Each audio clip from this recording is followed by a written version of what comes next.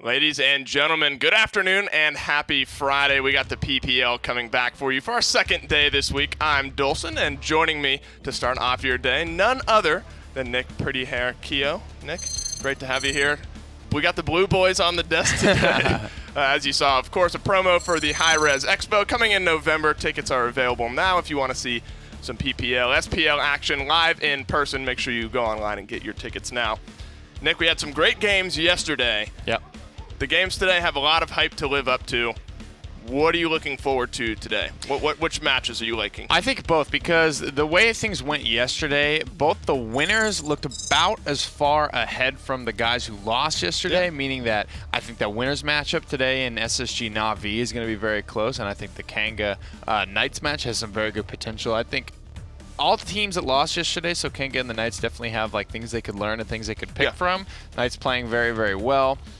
And maybe some weaknesses that they can expose from one another. So I'm very curious to see. A lot of times those Thursday games, when they flip-flop for Friday, it's really a race to do homework and see what you can learn and what you can glean from those matches. Well, because of the way yesterday went and the way we've shuffled the matchups, in our second set of the day, one team is going to escape the week undefeated, 2-0. Yeah. But this first matchup, one of these two teams is going to go 0-2 on the week, and that's tough for where they're at in the league right now. Knights and Kanga, both in the lower tier of things.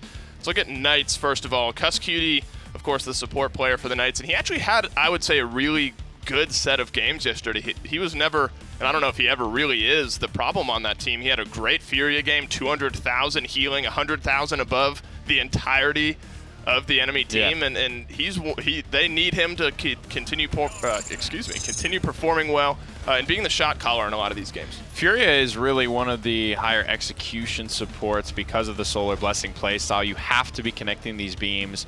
We're talking 9 times out of 10. If you're these are lost team fights when you miss these types of beams. Genos, I think every PPL support can play Genos. I think they can execute it. I don't think he's a hard enough character. That right there, though, that is what you separate yourself with. Those times and spaces can win you team fights before they even begin. Maldamba is somewhat of a mix. I think the ults can make or break team fights, but he also has that execution that you need to hit, which I think a lot of these PPL supports can do. Support is an interesting thing. A lot of times you very rarely give it credit for the win. But on the flip side, you almost never blame it for the loss in my book, because I think all the PPL supports are at that level. Well, there's, of course, some of the supports that have ultimate, some utility that allow them to really make game-changing plays. But at the end of the day, you just need to be there. You need to be a presence. And there were a lot of games yesterday where he wasn't dying, 30 streaks. And we saw that across the league in general. There were a lot of games where the supports were just alive the majority of the game. So everyone playing at a high level. Of course, Payne, we had the chance to sit down with him earlier this week and sort of get his thoughts on where the team is at, and we vocalized some of that. You guys saw the pregame interview yesterday. And I would say by and large he had a pretty good game yesterday as well. I think this whole Knights roster, at least according to some tweets they sent out, they're like, yeah, we lost. It was a tough 4-2, but I think they're happy with the way that they're playing now. That was exactly the expectation that they set for themselves. They come out, play a couple of interesting characters. Hover Dredge on this Drogos game, so Payne almost brought the spice for us, and we were very, very excited to maybe have the chance to see that. But it was all about expectations yesterday. I don't think anybody expected the Knights to beat Na'Vi. I don't think anybody expected the Knights to grab 2 games off of Na'Vi. That was the real kind of show-stopping moment that we all enjoyed watching. And I think they should be proud of their performance. One of the big notes that I took from that interview with him was that he believes in them mechanically. They're all very good players, and that's why they're in the position that they're in. But coming together and meshing as a team is really what they have to build confidence in themselves. They come from a lot of losing rosters except for Cutie. So I think having those confidence in those big games, in those big moments, to just just rip the Band-Aid off and try and make that play as a team or fail as a team is what they're starting to get. No, and the expectation was very blankly like, we think they'll win. We're going to bring our best game, but if we can take a few maps off of them, we'll be proud of ourselves. And I think they surpassed the expectations that they set for themselves yesterday.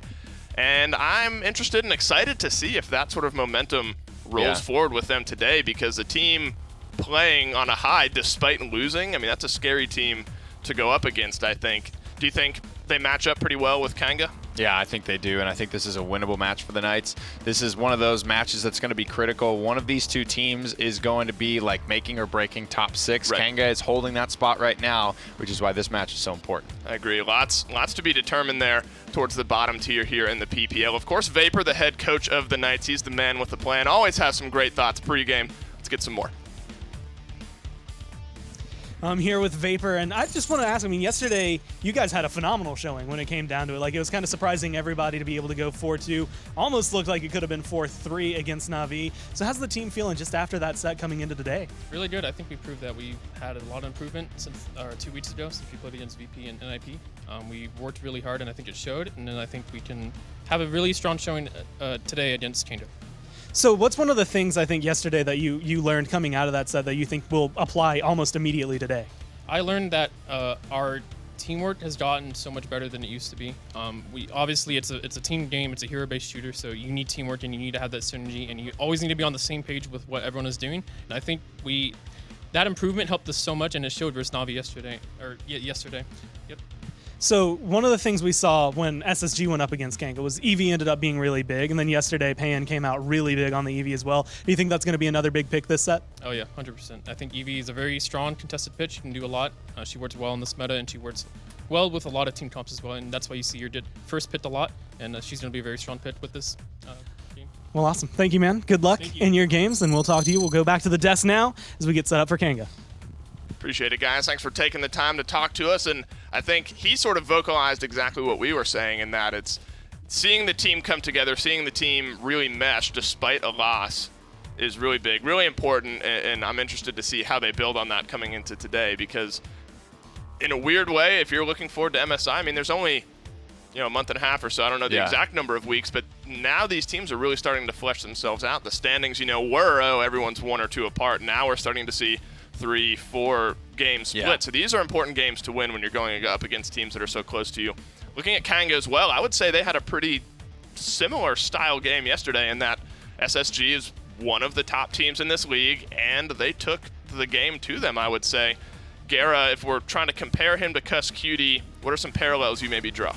I think both these guys are extremely old school supports. Gara has been supporting for a very, very long time. Cuss Cutie is been on and off with the role. He played a split of frontliner, so he's got some of that experience. But I believe last time I talked to him on the matter, he said it made him a better support player. Understanding frontline mentality, what they're doing, why they're doing, how they play, has made him make better decisions when it comes to supporting them, healing them, who needs what, when, that type of decisions. But both these guys, I think, can pull out the Furia. I think both of them will go to the 3rd tier Ying. Genos has received more attention in the picks and bans than probably close to ever. He's had some moments for sure where he's been very, very top tier. But I think both these supports are just fine playing Ying, so I don't know that that's where either team will attack either team today. No, and that was the point I was going to bring up, is that it sort of is Genos Damba are the 1-2. Every once in a while we'll see Genos get banned out, and it's which supports go towards that Ying and can really hold their own on that champion. Gara, Cuss Cutie, 2 supports we expect and have seen to be able to do just well on the Ying. Chronix, of course, we like to talk about him because he's sort of a good temperature gauge, I think, in my eyes, for this Kanga roster. If Chronix is doing really well, Kanga tend to be winning their games. If he pops off, has a pop-off performance, well, Kanga, I would put my money on them taking the game.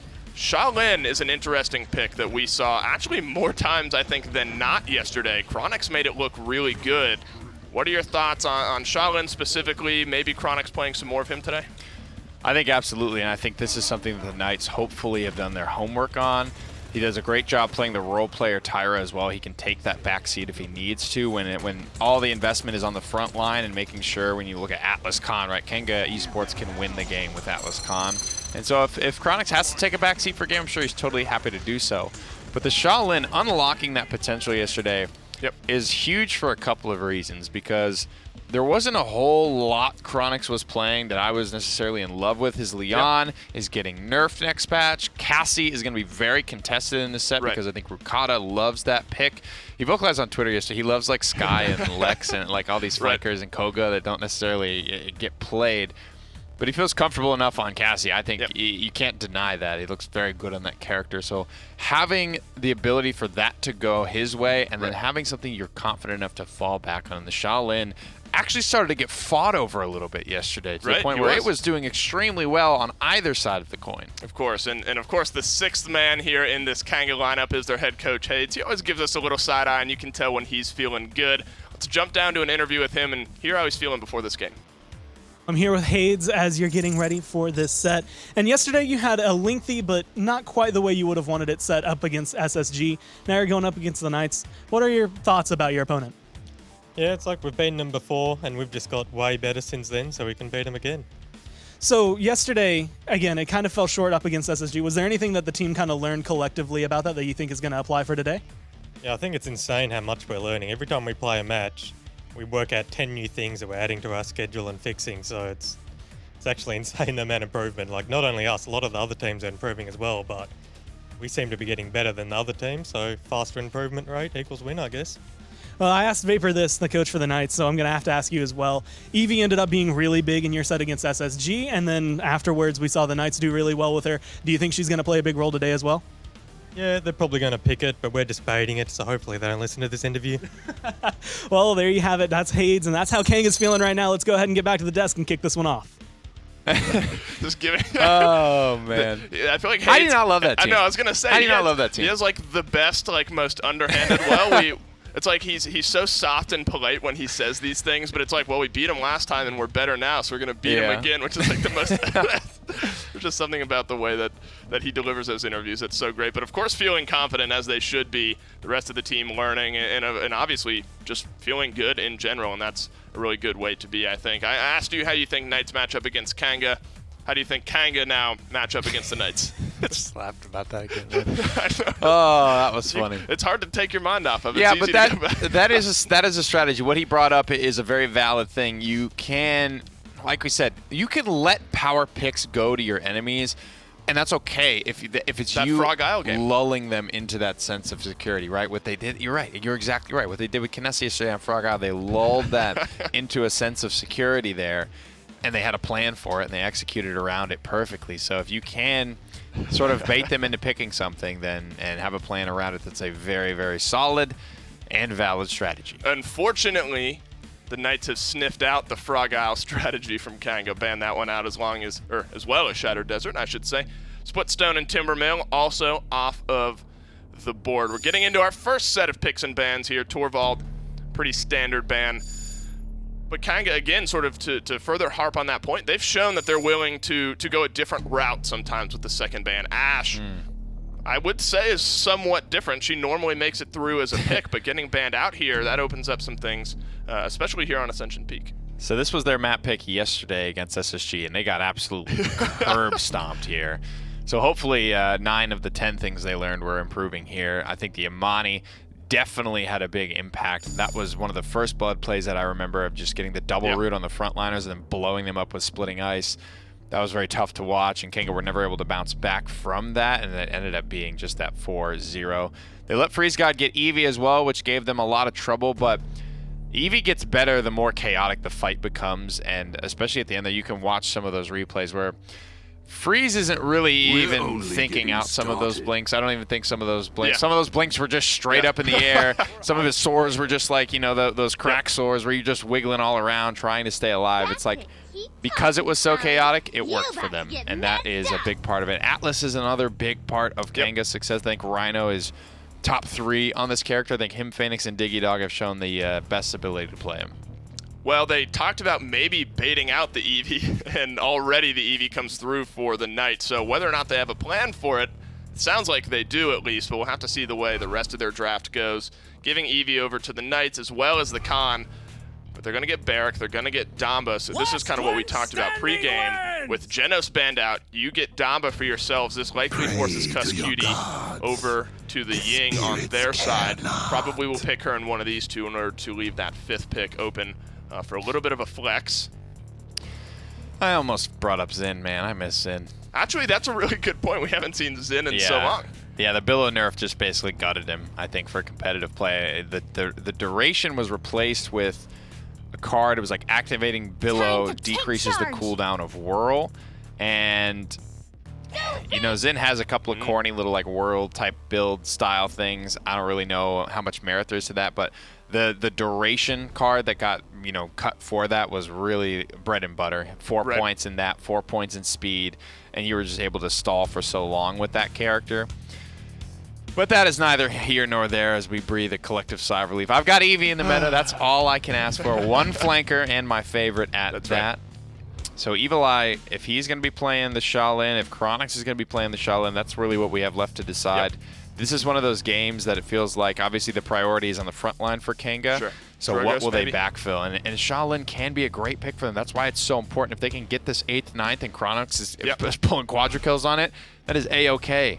Evil Eye, he did a play like the pro on the Bomb King, so yeah, very, very good. I still like his Bomb King. That's the metric for how good you are. If you do a play like a pro, that means you're the best in the world at whatever champion that is. Just kidding. I still like the Bomb King better, better than his Eevee too. No, so I think they're totally That's cool a comfort pick. to let Payne grab this Eevee all day and then just put Evil Eye here. They said they were baiting it. Yeah, the one thing that could be tough is just the range on Ascension Peak. Sometimes Bomb King can be a little bit out of his comfort zone. So I think Evil Eye just needs to really work on positioning well, staying in a good spot, in a good wheelhouse to be able to connect consistent bombs onto people. And I do like the Cassie pick that the Knights bring through. You have big barrack shields that you're going to be able to wrecker your way through.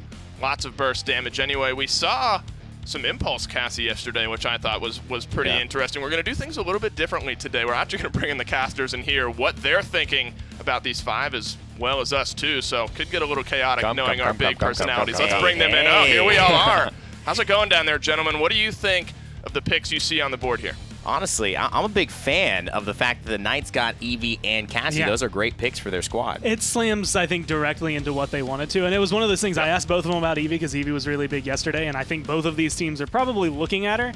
But it seems, I think you had said this earlier, I think Kanga want to handle her. I just don't know if this is, I mean, Shaolin can do it. Yeah. But can he do it well enough? That's the big question here. I mean, I like that the Atlas feels like Kanga Knights have kind of improved their drafting both sides throughout these last few weeks. It's going to be a very interesting matchup, I think, is the best way to word this one. I don't know how this is going to go. Knights yesterday looked incredible, like a completely different team than we have seen in the past out of them. Kanga, they're still looking good. Like, that's one of the things is they've still been able to do well, even though their win-loss isn't exactly going in their complete, I want to say, in their way, right? It's not going the way they want it to. They're not winning as much as they want, but they're still climbing. Like, they're still getting better every time. It's just the fact that they've only faced these teams that are so good, it's hard to beat them. Yeah, I think when you set the story for what we're about to watch and what's happening here, Kanga and Pittsburgh, like Nick had mentioned, is really a fight for the spot in the midseason invitational. These two teams are going back and forth between trading maps, trading great weeks of performances, great weeks of poor performances, and then trying to obviously understand the draft as they understand themselves. It's been an identity conversation around Kanga and Pittsburgh more so than anything. Who are you? Who's going to stand out? Who's really going to make the big plays? And then can you truly understand what the meta has and to offer, and can you offer that? So that's the real key here. We're going to get a great opportunity to see them both against one another. Evil Eye starting off with First Blood. Kanga Esports looking good on the zone here offensively. And this is exactly what you need. I mean, your Bomb King's getting aggressive. You get rid of Rakata and Dethroner, and they're so staggered out. Knights are not going to be able to jump in pretty much anywhere on this until they get a full group up. And by the time they get a full group, well, that payload should already be rolling because they are going to capture this point. Very, very good zone, Pittsburgh. Hard to see the beginning of that fight with how they got pushed out, but we could tell that at least the zone was confident enough. Rhino already on the high ground, Evil Eye taking the left. That is the thing. When you have an Atlas, when you have a Bomb King, Grumpy Bomb and Setback, those are two things you just have to play around. You cannot ignore them. The stun, too crucial. Oh, does he have it? Is he stunned? He couldn't get out? Are you kidding me? Beautiful stuff there. Is this a commander's grab con? I'm actually trying to look at it. Can we take a look at the scoreboard here? Because if this is a Vortex grip con, that is directly what resulted in that kill. There was not enough time to use the setback because he was still in the stun. Not going to be able to see it here, but we will get some confirmation as we keep watching G-Bunny. And this is one of those moments being able to look at him.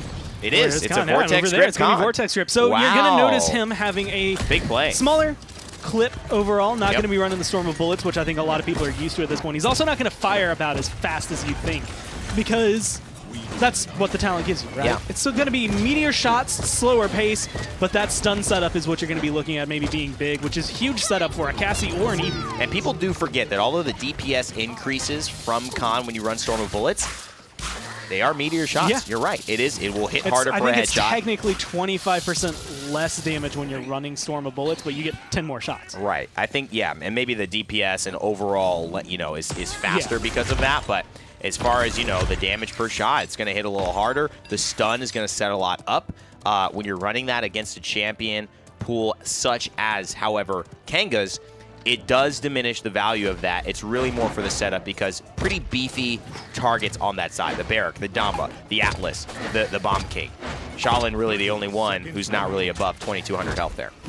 It's going to be very interesting to see. If that sets up a little more, obviously it's really good for throwing people off the map, as we have seen already. But you're not going to get a lot of opportunities like that, especially against a team like Kanga. So you're going to have a little bit more, I think, to work maybe against, really. I will tell you, on the side of Kanga. Gore, it is fantastic. No one's thought about this as a way to cancel out Atlas. You know why? Because he can't usually set back while he is stunned. So it's one of the ways to guarantee it. The problem is, can we look at the resiliences? It feels like Rhino already picked one of those up on the item selection screen. If we could see them actually just in their itemization, Gore, I think you'll find that this maybe gets countered out a little early. And it's one of those things that even if they haven't gone for it, which he already has level 2, holy moly, that's something worth investing on. And this is something I feel like we've heard specifically Kanga talk about in the past, where it's just like sometimes you don't want to get your Cauterized 2 if it's not worth it. I mean, look at Evil Eye. He's already got Caught 2. You don't need it if you're going to be the front line. He's the one finding the kills right now, and he's the one looking to push this payload in. Great Grumpy Bomb. The thrower's got nowhere to go. Secures the point, essentially. And that's the benefit of a Grumpy Bomb. There's just nothing you can do around it. And really forces people to make plays they don't want to make. I think the idea from Pittsburgh is what I think people respect, and also what is the Achilles heel of Pittsburgh as well. They try to get funky, try to think of things that no one else is thinking of. Sometimes it's brilliant. Sometimes you buy Resilience 2 and all of a sudden you're like, wait, my Vortex Script Con isn't doing anything after round 1. This is troublesome. And what you just said is pretty much the exact reason no one picks it that often is because it is hard countered by Resilience. And the problem is in this kind of scenario, you're looking at least 2 ults off the top of my head, 3 ults that are now all of a sudden not going to do anywhere near as much. Inara, her Seismic Crash, isn't going to be able to stun you for as long. Khan's not going to be able to throw you as far. There's so much that is actually going to end up kind of going against you. And I think for Pan, like, the slow's not going to be as impactful, right? You're going to be able to walk away from all of these ults just a little bit easier. And so that's the issue, is when you have a composition that, well, stuns, controls are really good, Resilience is one of the best items to stop it. But Ricotta, he's the one who's got to pop off. We know it, right? And there's always hold them up and see how your teammates can practice their aim there. That's one of the big combos. All of a sudden, Pittsburgh, totally different dynamic here on this fight. Ricotta stays alive. The damage works. Overpower from G-Bunny is strong, and now they're on the zone. And, we didn't see the very initial point where Evil Eye was able to get that first blood and zone out.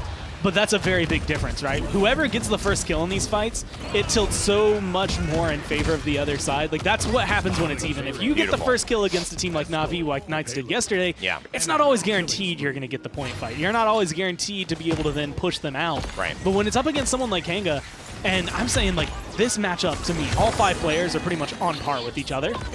That is where it becomes a much more difficult battle. If you get first blood in a fight, you might as well have just won the fight. Yeah, it's incredible stuff. Ricotta just staying alive. Are you kidding me? Big battle shout from G-Bunny. Wonderful play to give him the extra 1,000 health, top him off, and make sure Ricotta has the damage to stay alive. I like this play from Pittsburgh, 50% of the way, and the payload's still moving. Good long-range shot on Necronix as well. Pan hits the spray in recognition of the effort. He's got a nice Storm 2, Gore. This could be a nice little moment to set things up. Well, it's definitely a way to go into it. There's going to be a Seismic Crash. Evil Eye gets the kill, but they do still get stunned out, and I think that costs Chronix his life as it comes down to it. But the thing I'm looking at again is, I mean, how little Kanga spent in that stun. Like, there was only time for 1 kill. Normally, you might be able to push a little further forward, but I think what they're relying on right now is, well, same thing they were relying on yesterday and the same thing that seems to be holding true, and that is the fact that Rakata is just really good at Cassie, and he can change the pace of a game on this champion. Don't like that use of the setback, but you can tell Rhino really feels the value of Rakata.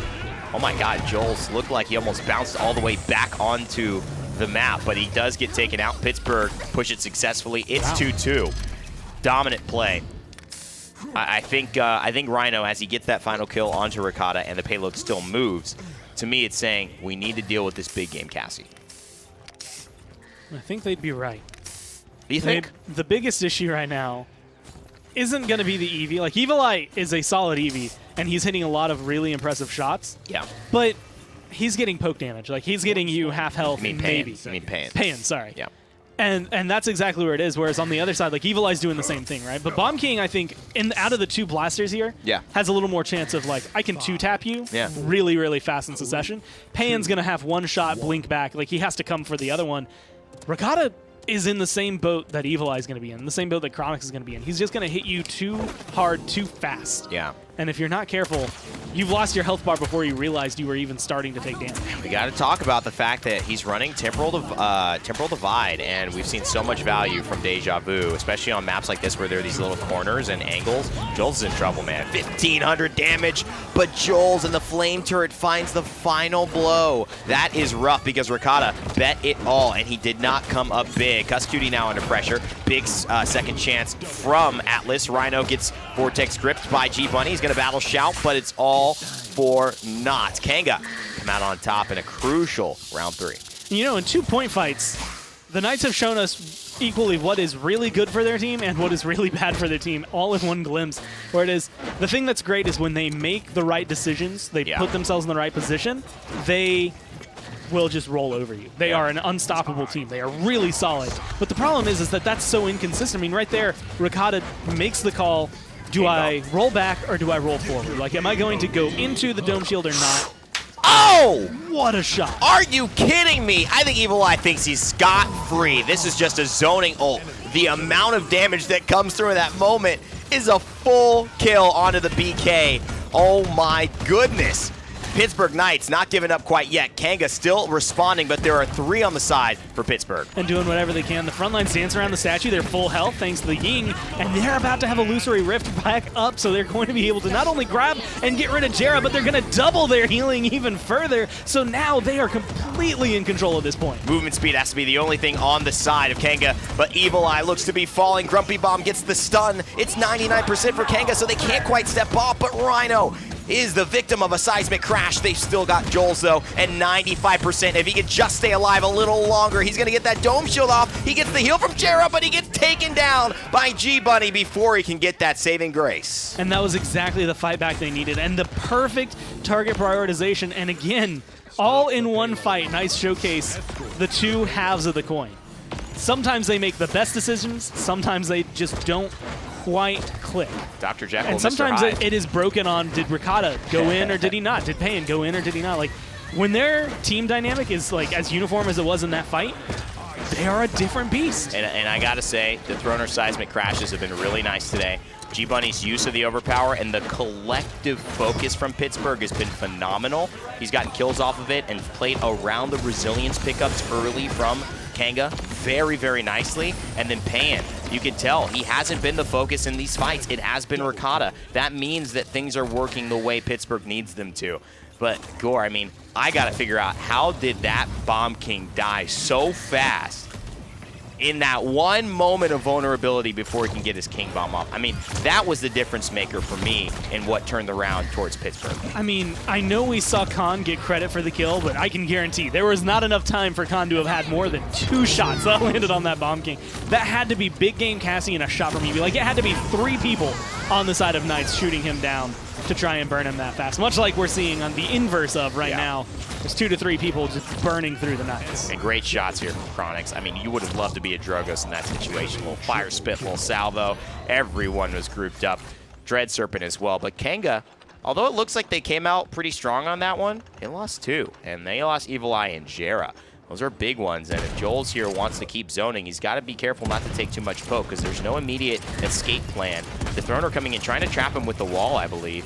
And I don't know if that went up yet. Hasn't gone. Watersfield just to try to poke him out, but now Jera is back in the fight. And I like Jera's call. The minute that Watersfield comes through, you know, or the guard's going to be popped as well. He just ignores Inara. He's like, there's no way the amount of damage I'm going to do to you is going to be enough that it's going to be impactful here. You're going to heal it off. This is what we need to do. Ignore them, try to go. But G-Bunny's finding kills on the side. Shoot, he missed Chronix. Chronix was right there, but he hands it over to G-Bunny Gore, who's looking for the unofficial quadra. He doesn't care because it's a triple for him. It's 4 kills down in a row, and it's a deicide for all of Kanga Esports. Pittsburgh pushing with a chance to win and 10 seconds left. It's a long way to go in overtime. I don't think there's a way to sugarcoat it. They have all their ults, though, and this is where that crucial question comes in. How much are you willing to commit for something that's not guaranteed? You cannot confirm this point as easily as you think. You can't push it as easily as you think. And if they throw out even just one ult, that's going to be a big win. There it's going to be Illusory Rift. Tried to get popped. I don't know if it's going to count since Cuss died. Oh, no. If that's not a lie, I used it. Oh, my God. There's the Ice Storm, too. And here you go. They've got to commit. They are all in. Pittsburgh say, we have to get the win here. We're sacrificing everything, and it's showing up. The results are paying dividends for this Pittsburgh Knights team. Overtime doesn't look like too much of a dream here. They are right on the precipice of pushing this in, Gore. Doing whatever they can now. There's going to be a couple of kills going the way of Kanga, though, and their big, crucial hits as well. Get rid of Pan, get rid of Cuss, get rid of Yukata, get rid of G-Bunny. And now, well, you gambled it all, and you have nothing to show for it. This is going to be a really rough round start. Luckily, I believe the King Bomb was used at the very end there for Kanga, so you're at least pulling some of the things out that you needed to, but all they have is that lonely overpower. Yeah. That one has worked really well. They were able to get Jera on it a few times in a row. Great dome shield from Joel's, and then a great reset of the rocket boots. That's part of what makes Barrack so strong. That little, not only initial rocket boots, but once you get under 30% health, the reset of the rocket boots, and then meaning the reset of the 1,500 health shield. So essentially 3,000 extra damage you've got to burn through.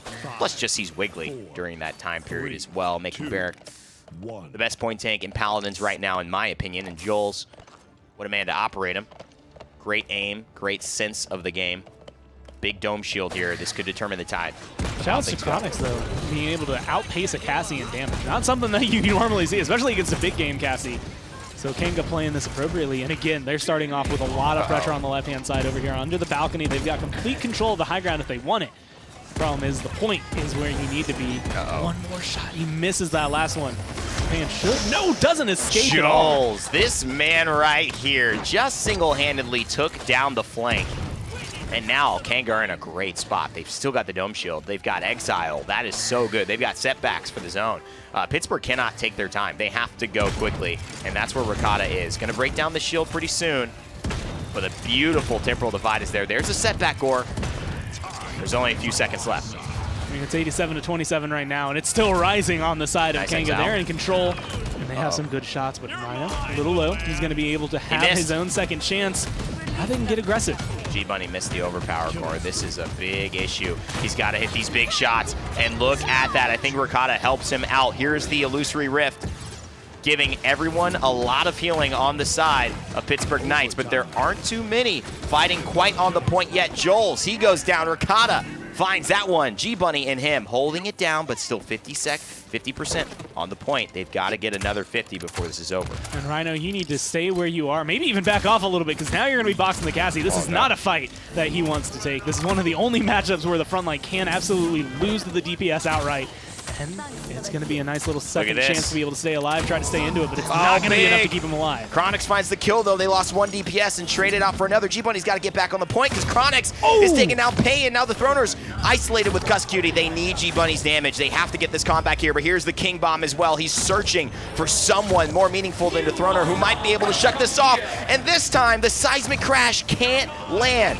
What a beautiful retake so far. You're going to be losing. Rakata's back in the fight. You still have Cuss bouncing around, doing whatever he can. Those are going to be the big kills you need to get rid of. They get rid of Cuss. They get rid of Kata. They might get rid of the Knights. Fans here. Bombs there as well. Kanga take game 1. And they breathe a sigh of relief. That one was close. And I mean closer than close. I mean, it's not often you see a point go 99 to 99 and like you're still boxing for it. Like somebody normally has taken some control, and that was a good 20 plus seconds that was still fought in that overtime. Very solid, I'd say, from the Knights and a lot of their comebacks, but at the very end, it was all Kanga. And you gotta hate it. I mean, this is how Knights lost that crucial one against Na'Vi. Yeah. And it really hurt their momentum. Losing the first one here with Kanga, that's a little rough as well, but they've still got game 2 to bounce back. Let's send it back to the desk. And this set now, in my eyes, did already coming into today, but now has the makings of what could be a little bit longer if these two teams keep playing the same way that they do. And I think the reactions from a game like that are on the opposite end of the spectrum. You win a 7-point slugfest like that, you're on top of the world. You breathe a sigh of relief, you're happy. You lose a 7-point slugfest, you're on the opposite end. You're like, you're getting an earful from Cuss Cutie. Which, I don't know where that puts you depending on how you feel about it, but you're somewhere on the spectrum at that point.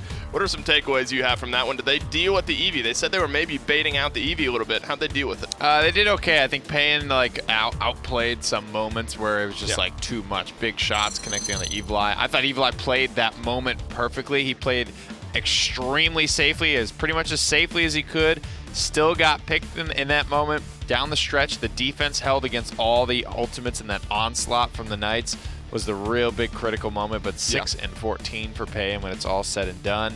I think part of this is Shaolin on the upswing is so much burst damage to deal with this Eevee. Even if she's full health, she is still in kill range for Shaolin. And of course, there's so many, micro things going on as far as all the interactions, the strategy that these teams bring in. But in my eyes, if I look at it at a big overhead view, it was sort of the Rhino versus G-Bunny game. One of the two of them popping off in either fight. And if it wasn't one of them, it was the Chronix versus Rakata kind of duo that I saw. Whether it was Chronix popping off on Shaolin in a fight, winning it for his team, Rakata staying alive, winning the fight for his team. There were sort of those two guys on either side is sort of what I identified. We raised our eyebrows a little bit at the Shaolin yesterday. Do you feel comfortable if you see Chronix pick Shaolin now? I don't know where it came from, but yeah, man, everybody who's pulling out Shaolin is doing so with confidence and performing very well. There's critical moments kind of both ways there, especially when it was Kanga's turn to take back in the 3-3 scenario. I think Gara hits a big ultimate after Rhino goes down. Chronix is there to follow it up. Then Chronix chokes a couple of shots on Cuss Cutie, but Evil Eye's there to follow it up. Like, it was a very, very close because it kept trading out 1 for 1 for 1 for 1. And then we just had Kanga standing at the end of the day. Of course, and then a big bounce back performance. They had Ascension Peak yesterday and did not go their way even remotely. So getting that, I think, monkey off their back just a little bit, improving their past performance on Ascension Peak is really big. And then, of course, we talked about not only in the game, but set wide. The team who kind of swings first tends to elevate themselves above the others. Of course, literally, they're up 1-0 now. But as far as setting the momentum, that's so big in this game, I would say. What do you need to see out of Pittsburgh to bounce back here in Game 2? They just need little adjustments. Like, missing that overpower was their hope. That was the free pick to get them back into that 3-3 team fight. The fact that it was still so close is a good sign for Pittsburgh. They spent almost all their ultimates on that offense, failed, and still gave a good contest in the next round on that 3-3 objective. So I think the Knights need to remember that, not get too down on themselves. Obviously, they always know what went wrong for them. Warder's Gate will be the next map. I believe this is the Knights selection. Ascension Peak was close enough. That's interesting to me because I feel like Kanga are really good on Warder's Gate. Sometimes that happens. Sometimes that happens where one team's best foot forward is somewhere, upper middle class for Kanga Esports or their opponents or whoever it is. They might not be entirely uncomfortable on this map, but the Knights clearly feel that it's still worth it for them. And sometimes it comes down to, this is what we've been practicing as our top tier map. We've got to go with it. We've got to trust in ourselves and our strategy and what we've been developing. And of course, all right, so I was going to sort of bring up the Eevee pick again, but now they just get rid of it.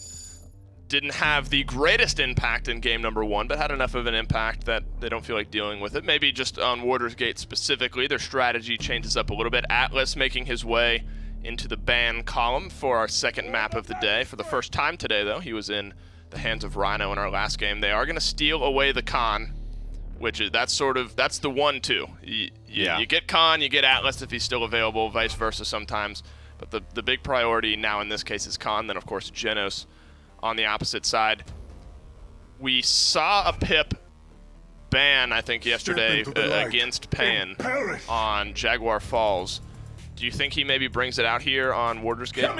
Well, not now. Okay, not now. Our answer. Never mind. We have our answer. It's Never the right mind. call. Eevee's banned. Didn't we see Chronix on Pip? We did. We did see Chronix on Pip. Evil Eye can do this. I don't think it worked necessarily for Kanga. I think that's still something that needs a little bit more time in the gym, so to speak. Yeah. But Kanga Esports, I think Pip is a good look for them. It's not something the Knights are leaning overtly on. I think the Bomb King takeaway is very good for or against Evil Eye in this situation now. And they don't have Eevee as well. Yeah, they need to look at Cassie here, Evil Eye's champion pool. You are not welcome. A little bit shallow. Here. I think most of the blasters feeling the pain of Drogo's falling off. He's been in such a staple character for so long. Yeah. So many of them so invested in that character. Payan making it work still on Jaguar Falls. Fasheko still making it work on Jaguar Falls, but Warder's Gate is not the same story. Definitely not. They're going to leave their healer and their final damage dealer down to the last 2 picks over on the Kanga side. Cassie for Ricotta was really big in the last game, so I like Kanga taking that away. It's sort of a strength pick for Chronix as well as a strength pick for Ricotta on the opposite side, so a little bit of a 1-2 punch there for Kanga. Ash and Barrack being hovered now. As far as the remaining power picks in the front line, I would say those are 2 of the top ones. Kananara, they're already locked in for Kanga, so they're not worried about frontliners anymore at this point. So these are going to be some telling picks, I think, for Kanga. What's interesting is the Inara pick for me, because they know they're getting Maldamba. They know that combination is strong, but a lot of teams have wanted to take Barrack away just to get that Barrack Genos synergy off of the table. True. And I'm wondering if Kanga are just that confident that they can deal with Dethroner's Barrack, because he had an 0-10 game on it yesterday. Right. He had a couple of negative games with that character, so maybe they're just feeling like he is not so much of a threat there. The Inara-Damba combination is very strong in its own right. Dethroner looked good on Inara as well. I will definitely give him that. And Maeve is something that SSG definitely put some pressure on. Agreed. As one of Evil Eye's pick, and that's something that it wasn't at the forefront of my mind, probably because we didn't get to see it at all yesterday. True. But I like this. I mean, across the board, teams have started to lean their way into this Maeve. Used to be very street justice heavy. Kat Bergor has started to make a little bit of a return as far as her talent cards go. Damba, of course, being locked in. So we get our first look at all 5 now for Kanga. The Knights' final pick. Ooh, that would surprise me. I mean, Ricotta. We've had some mention of Koga, so I guess. Absolutely. I mean, there's so much merit to it for Ricotta. Tweeted about it yesterday. He loves this character. He played it a lot when it first came out, but it's received a couple of nerfs and a couple of pretty critical spots since then. Luminary is a great way to keep it sustained. Koga already does ammo management well. He does self-sustain well. And he does good damage, and he always has that surprise factor that you don't play against him often enough, and that's always a boon for the champion. That is that relatively unknown factor of, like, how does he play, how does he dive. I think even Androxus is in that category. Agreed. He's not being played enough for you to feel comfortable and to know everyone's Andro styles. I feel like Kanga say that they have, picks and bans prepared for this, but there's not really any way I think that you say, all right, they're going to pull out an Androxus. Maybe they do. Do you think the Kanga lineup is built to deal with an Androxus pick coming through? I think Maeve does okay against it. I think Khan, you can Commander's Grab through the reversal. You can pounce through reversal.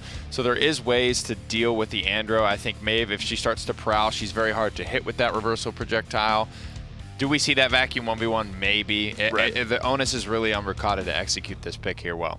And we definitely have seen kind of the full spectrum of Androxus plays. We've seen some games where Andro comes through and he looks incredible and not necessarily wins the game, but really carries enough pressure with him to throw the other team through a loop. And then we've also seen games where Androxus is in the game but might as well not be because the impact is just not there. But game 1 goes the way of Kanga.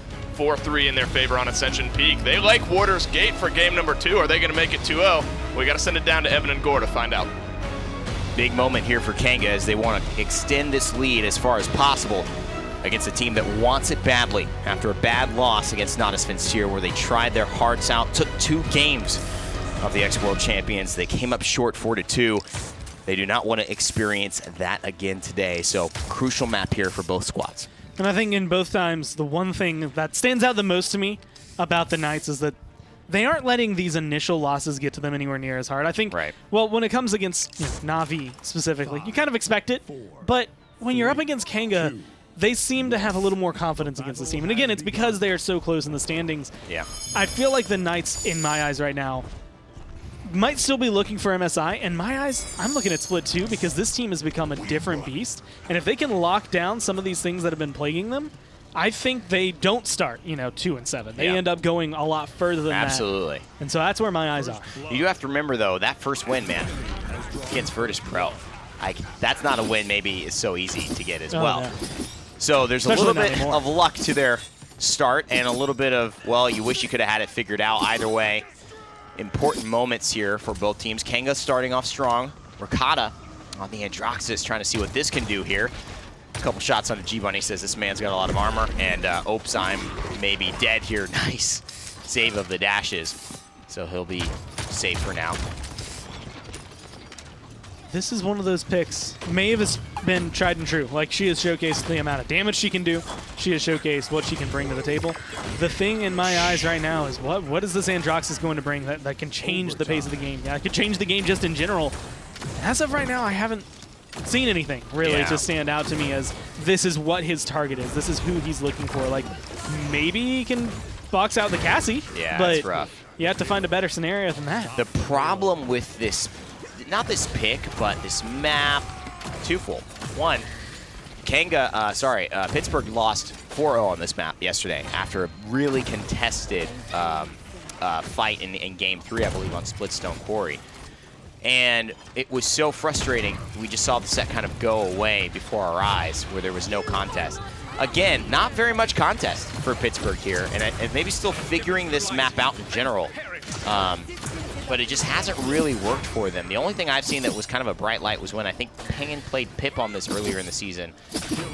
But right now they're getting steamrolled, no identity. Ricotta can't get any value. And the second issue I was bringing up, Gore, is that he's running next to a Chronix on Cassie and a Khan, who's disrupting his reversal, which is supposed to be his moment of safety.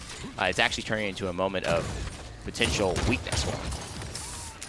And it's definitely an odd instance, one of the few times that we've seen this where the Knights, depending on which one, I think, Nick had said that this was probably their map pick. They've opted for second pick, which isn't something we've seen a lot lately, and it is because of these power picks that come through, right? Yes, you get the Genos, but if Genos isn't going to be the great game changer, then all of a sudden you're kind of putting yourself at a deficit. You gotta get these kills, baby. I mean, this is taking too long. It's not a sharp Androxus right now. Ricotta needs to do better for this team. I'm just going to say it. If you got to pick up the Androxus, you got to be efficient with it. It is a super player-oriented pick to where if you pop off, you will carry a game by yourself. But if you play just average, this lineup isn't very susceptible to Andro. Cassie, Maeve, hard to get, hard to reach, hard to get. Khan and Inara, no way. Those are two of the harder ones for him to burn down because just Inara's straight damage reduction and Khan's ability to kind of battle shout and counter him in the reversal. And Damba can create good space. I don't know. This is a rough one. And I think you're looking at probably the hard matchup for him when it comes down to it is, yes, he gets a Luminary boost, but Maeve just gets in-hand damage whenever she decides to go ahead and use her power. Like, she's just going to be able to do that whenever. She doesn't have to wait on somebody else to give her that damage boost. She's going to hit you hard way more often than you're going to hit back because you're looking at this also having to go towards Pan because has to focus both of these players to give them this capability. Now they're cleaning it up. Yes. But, I mean, you're still looking at, what was that, 4 shots in a row that just did not connect. And that's the problem because if he goes into the reversal in that moment in a typical team fight, Evil Eye and Chronix are doing really well to rotate with Rhino, who then just Commander's grabs him during the reversal. Then he's got only dashes, and if he's used dashes to get aggressive, it's just lights out. There's really not a good way for him to get out. So luckily, you won one, and you're warming up on Andro. It can only go better from here, I think. And you weren't, the victim of a 2-0. I think this is the best version of that round for Pittsburgh. Yeah, I'd agree with that.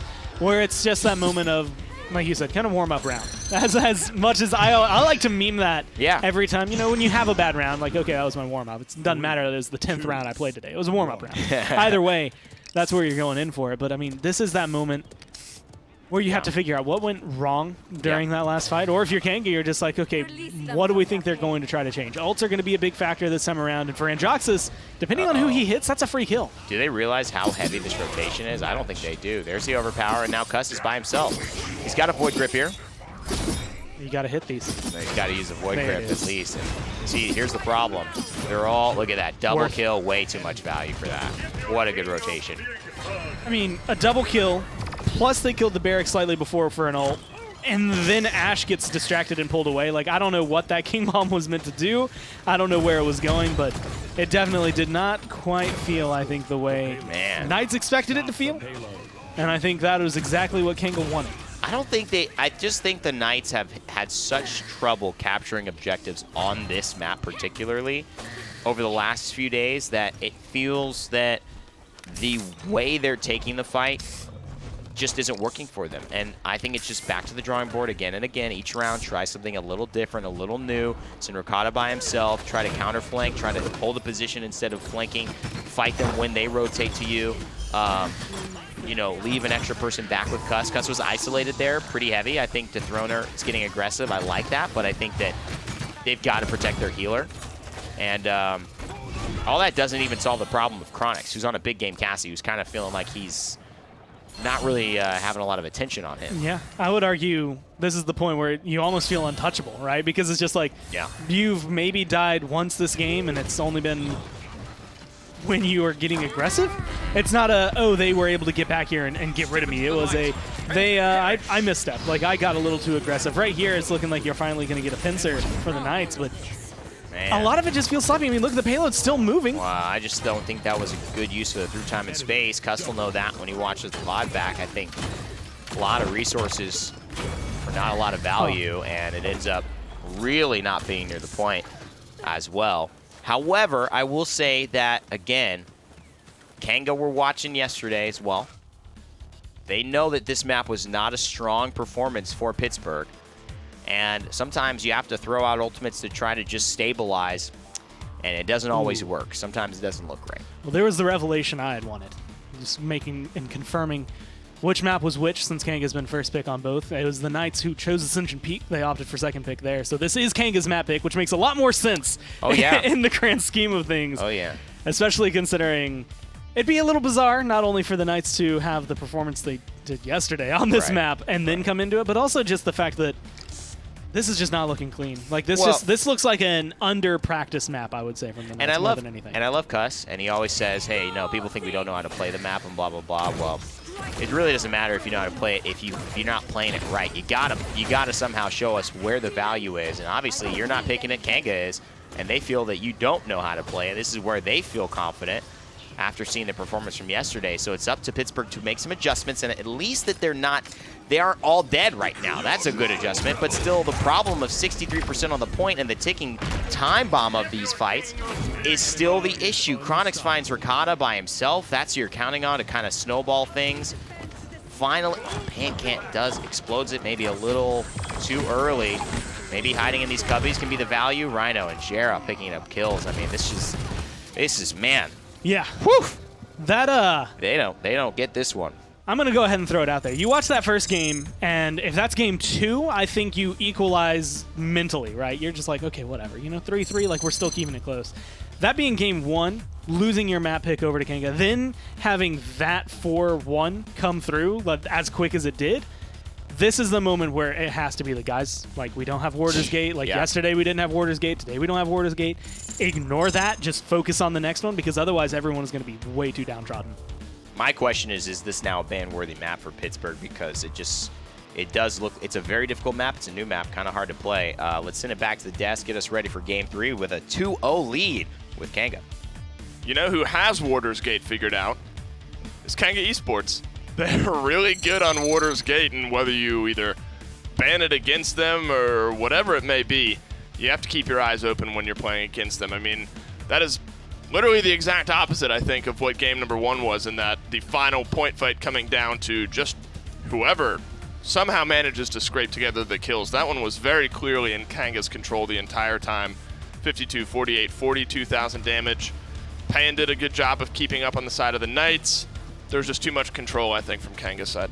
Yeah, very difficult. I think they got a draft that was a little bit out in front as well. Rhino getting a power pick is such a important part of Kanga's success. I don't really I can't think of many games that Kanga have won where Rhino hasn't done well, and granted that's the off tank of this season. You're probably the most important player on the squad. Your picks are coming through first. Most of them are being banned out. He's 6-3. I think Evil Eye 14-5. I mean, you really have to give a lot of credit to a lot of these guys on Kanga Esports having very good games and Street Justice being run instead of Catboy. That's it's fallen out of favor just a little bit, but then this game comes through in a really big way. Everyone on the Kanga side who you need to have good slash lines in that. It's Rhino, it's Evil Eye, it's Chronix. They all had really positive, really great slash lines in this one. Of course, Gara and the others do as well, but when you just need Joels to sit on the point on the Inara, you need the others to go out and find their kills. They did just that. The Con looked great in that game, and Rhino's slowly becoming somebody who's really a game-changing, I think, frontliner in that I think the way he plays is really good in this type of meta. You play the Con, you play Atlas. When you play him the way that he does, it helps your team win games. Another great example of that, I think, in the last one. The Knights down now, though, 2-0. I think they would have looked for a much cleaner bounce back after yesterday.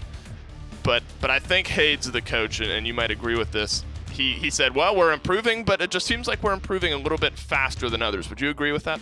I think you have to. I think everybody is improving. But a lot of talk has been around Kanga, and this was a big week for Kanga, I think, to put pedal to the metal and to really start to live up to expectations. People are looking at this roster and expecting a lot. They're not expecting them to struggle to stay in 6th place. This is a team that you expect to be top 5, top 4 easily, and not, like I said, not struggling to maintain cutoff position. One of our few international teams that kind of takes the best of the best from each little region. That doesn't surprise me. I like what they did. Last thoughts on Warder's Gate is the Damba and Nara combination, though it didn't have the most positive glowing slash line. I think they put a ton of Na'Vi-like pressure on the objective, forcing the Knights to make a move. I didn't catch the objective time, but I imagine it's very much in favor of Joel on the Inara, just hanging out on the point, getting his healing through. And Kanga, again, a team that has shown pretty good drafting as well, and that's an interesting thing to look at, and that Knights have sort of established themselves as seemingly one of the better drafting teams.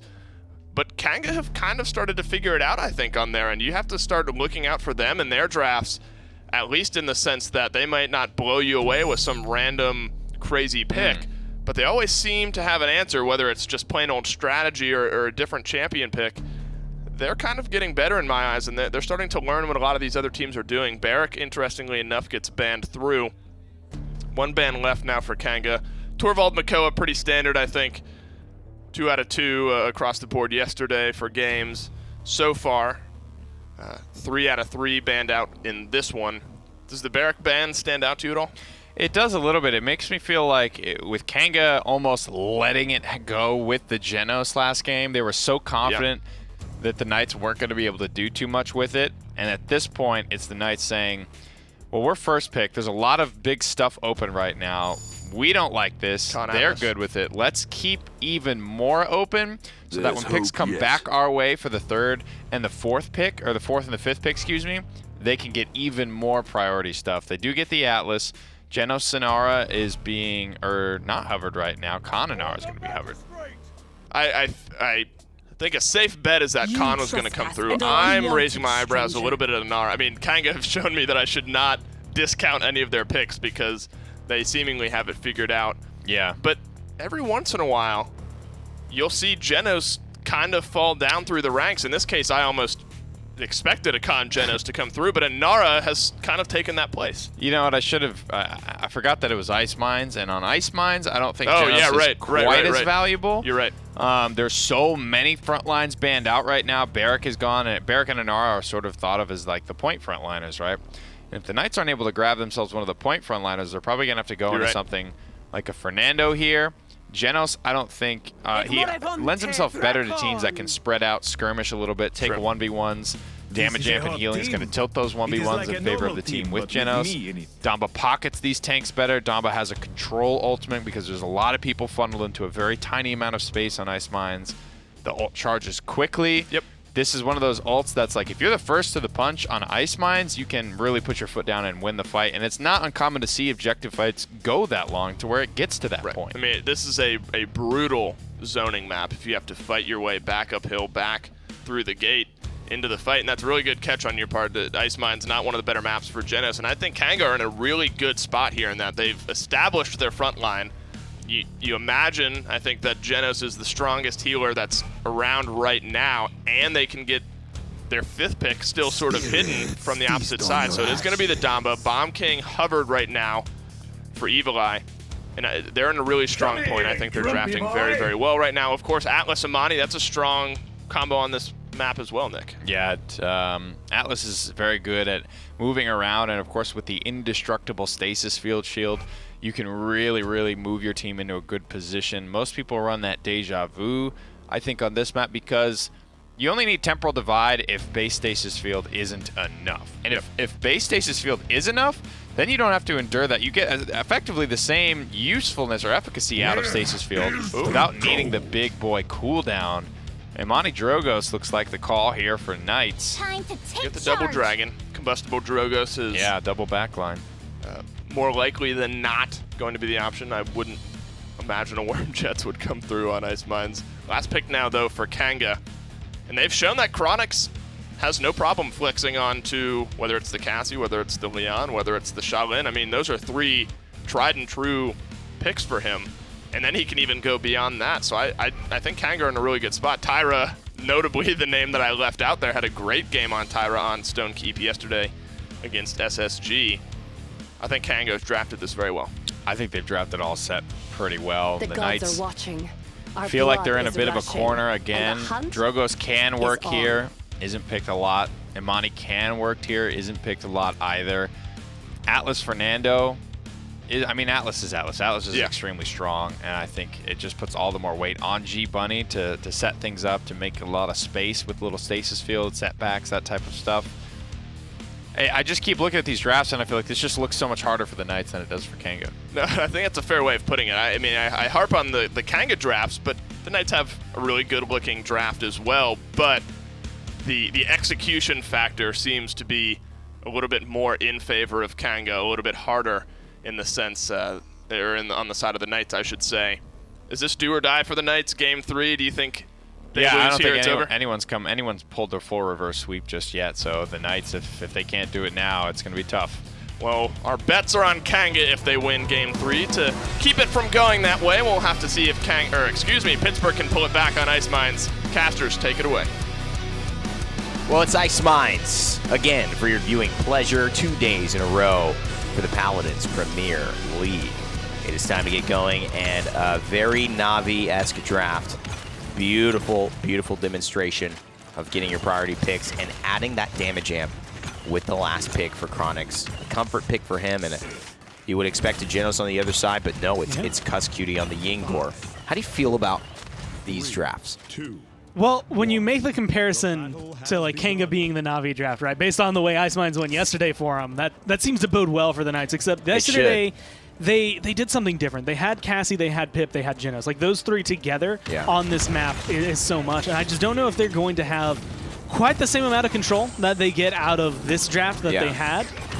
I mean, unless this Drogus just does something absolutely insane, but it doesn't seem to be stepping up to the plate just yet. I'm really worried about the way that the healers were drafted, but Rakata, really a big moment there, finding that kill. I mean, that stabilizes a lot, and they can take this. I don't know what the drawback is. You have a very G-Bunny getting maybe a little bit of top healing, but you've eliminated a lot of threats.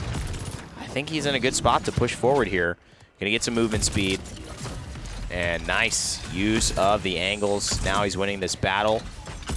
But now the healing comes through from Gara. The big question I was saying is, getting the Ying late instead of getting the Damba earlier in the pick phase is something we had questions about. that might have helped this Fernando sustain against the Inara. Not only helping him sustain, but also come into the fact that, I mean, Guerra has been playing this Moldamba, all set. He's been looking really good the last, if they can get it, they don't mind letting Genos through on Kanga. They want the Moldamba. That is exactly where they're happy with it. And big-time stuff here. We haven't watched a lot of Payin on the Drogos. Even though he gets taken down by Chronix, he's been doing a good job of at least applying pressure with that Dragon Punch. Does find some value onto the Inara. Now Ricotta has to continue his onslaught here, and he has done well. He's found 3 kills in this round, and there's a Dread Serpent, but oh boy, Dethroner is off the map. Immortal not there fast enough, excuse me, and this should be Kanga's first point. And this is the thing, and I think this is what we're going to see. I don't think Kanga really have a good pushing draft. I think they have potential with it, but that's not what they're building for. I think Knights have a great draft to push with, but they don't have a draft that's going to beat Kanga on the point fight. And I think that's where it comes down to. We saw Ashe, we saw Barrick banned out along with the Makoa Torvald, and then Inara got picked up almost immediately by Kanga. They recognized where that value is going to be. And while I think, Nick was actually pointing this out, while I think Atlas is good, I don't think he's the #1 gotta get him on Ice Mines good. It's interesting because, do you sacrifice that just to be able to get it? G-Bunny, I mean, kind of a perfect conversation to have right back when you say that. G-Bunny showing the potency, and I'd be lying if I said that Atlas wasn't potentially the most potent character in Paladins right now with all that he can do. It's just very hard to pull off. What do you sacrifice for it? But the draft is the draft. They've got to play this now. I think Dethroner throws the shield up. You're already seeing that start to melt. It's only round 1. So they got to figure out a way to keep him nice and healthy or find him offensive pressure here. G-Bunny with a nice second chance. This is a good defense here from Pittsburgh. How long can they hold it? Well, they get rid of Jera and Chronix and Joels. It's going to be at least another 30 seconds, I think, off the clock. So look for maybe 45 having another fight. But what I like is the Knights, this is the call. Get aggressive. Get in their face. Slow them down. Dismount them right outside their base. Do not let them have that opportunity to slip by, right? Yeah. Don't give them any time. Inara doesn't move that fast. Rhino can dash, but it's not going to go very far. You take advantage of the fact that they're so slow. Well, the problem with the Knights right now, and obviously great, very talented players, is their decision-making is not what it needs to be to win this set, because look at these slash lines. Look at these slash lines. I mean, Pittsburgh Knights are winning the duels, but the objective still went the way of Kanga. What went wrong there? The Knights need to play this objective more. They need to have more concerted efforts to capture these points. They're clearly being able to perform in 1v1s and get kills. That's not a problem. This lineup can do that, but they've got to somehow find a way to get Joels on the Inara off the objective. That was their kind of Achilles heel on that last map, too. And this is that moment where that question, I think, plays more of an important role when you're looking at decision-making on an individual scale and on a team scale. Who's making the bigger shot calls? And then when you look at teams like NIP, who kind of claim that, it's like we're all kind of on the same page most of the time, right? That's the thing is when you get to the higher tier, higher echelon in the PPL right now, the players aren't having that. You don't need a distinct shot caller because you're all going to make the same decision. You know the scenario, and that's the thing. I think some of the teams like the Renegades, like the Knights, are kind of missing. They don't all hit the same page, and so sometimes that call is, hey, you should back off, and maybe 3 of your teammates watching it make that call. 2 of your teammates watching this play make the other call. And you have to have someone vocal at that point saying, no, you have to listen to me. Yeah. I am the general here. Yeah. Fall back. Yeah. And if you continue to go, then that's, grounds to get kicked kind of deal. Yeah, and I agree that there is some communication, obviously, that needs to be figured out, and that's what the entire story around Pittsburgh has been over the last little while. And they've done a great job showing us the improvement yesterday. Bit of a different story against Kanga today, but also Kanga showing leaps and bounds of improvement as well. It's 1-1, and that's how the first round of last game also ended. G-Bunny on the Atlas performing very well. 1,347 headshots many, many times. The question is, how do they clap back? I mean, that's where everything is, right? G-Bunny does really well throughout that entire round. And I think in general, G-Bunny just does really well. He's one of the great staple players for the Knights. I think all 5 of them, much like all 5 members of the Renegades, are solid players. Yeah. And it is very much, how do you crack down together? How do you work as a 5-man team? We've seen teams and players on this squad, actually, that have played on teams like SK, where it just never clicked and never Right. went to the full potential it could have. And the question is, are you in another scenario like that? You have the potency. I mean, look, Rakata's 9-2-6, paying 6-2-8. Yeah. Obviously, you can win a fight, Yeah. but you got to do it on the point. I think the conversations clearly maybe from last round are that, you know, we need to stay together. We can't be overcommitting. Good stuff. But he knows Chronix was a little bit under, didn't have much visibility in that moment. A setback at this moment with the Dragon a little later might have just kept Chronix in that area, but here's an Exile. It's going to put Evil Eye out of the fight. Can they take advantage of it? The biggest thing that's happened is 54% on the side of Pittsburgh Knights to start it off, but now they lose their point tank. What can Payan do on the Drogos here? And that's going to be the big question. Gets stunned out right there for Rakata, and Payan just forced to fall back. You're going to have Cuss staying alive just a little bit longer, but this is not a two-man squad that retakes a point. This is the two-man squad that has to wait patiently and hope they don't die in the time it takes for these front lines to come back. And that's, I think, the biggest issue. Bomb King can still come in on his own and potentially wreck this point fight. Yeah, oh no, great wall, great outplay. But have they caught themselves in a bit of a quandary here? At least 2 ultimates, not gonna work out. Beautiful setback, beautiful second chance. Can they capitalize on this? We have to find out. Kanga, no, they're not gonna let them. They capture the objective again, this Fernando. Oh, it's just so hard to stand up against the Inara. There's just no way in hell this is happening. And I think that that also encapsulates the setback of second chance. And that is that, yeah, you're going to get your health back. You can rewind. You can come back into the fight. Yeah. You are not going to be in the same position. And in a moment like that, when you've been running at the point, it's going to take you back 4 seconds of running. Contest, You're going to have to choose between that life and trying to contest the point. Unfortunately, that life came first, and, well, this is where it gets you. I think this is a composition that might have been better off trying to just avoid the point and find kills, flank around, and burst people down. I mean, this is something where you look at maybe a Ruckus instead. The way that the ban phase happened, banning out the Barrack, instead of banning out something like an Eevee, right, which could be in the blaster pool, not really hurt you, not really help you, but then make them say, okay, you're going to ban Ashe. Okay, you got to either first pick your point tank that you prefer, or you're just going to first pick your... I mean, they would not have gone Kananara 1-2, I think, if Barrack was available, because they know, okay, now we don't have to worry. One of us is going to get a point tank. Yeah. One of us is going to get an aggro tank.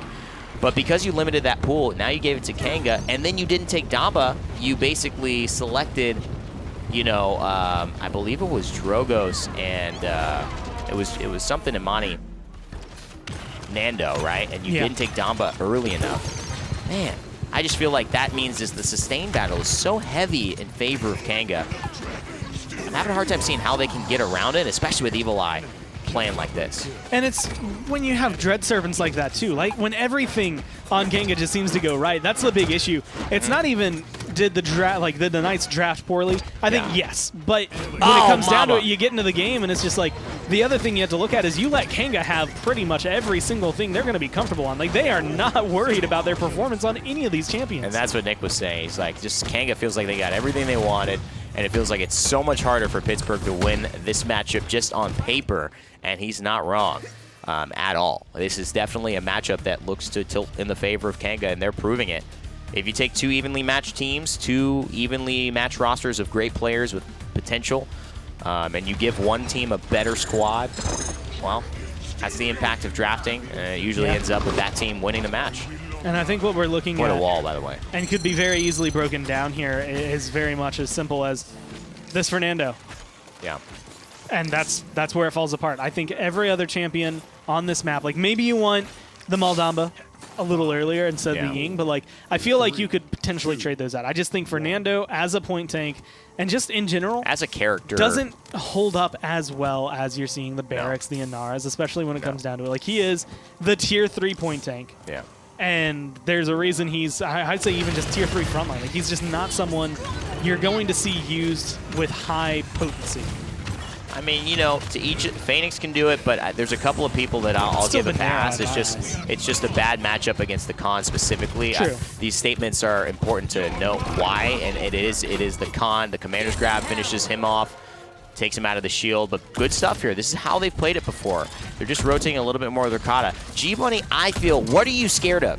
Because all you see is an Inara there. You have more damage than the Inara. Go push in onto the point, find Jera, who's hiding in that corner, and use the damage of Atlas. I feel like this is a fantastic moment to just say there's maybe need to be a little more aggressiveness on the side of Pittsburgh Knights to complete this. And I mean, one bomb almost destroys the dragon there, but they do get the kill they want, which is get rid of Evil Eye. Gotta get Jera here. And now Tyra should be back and fighting. You can see her over on the balcony with Khan.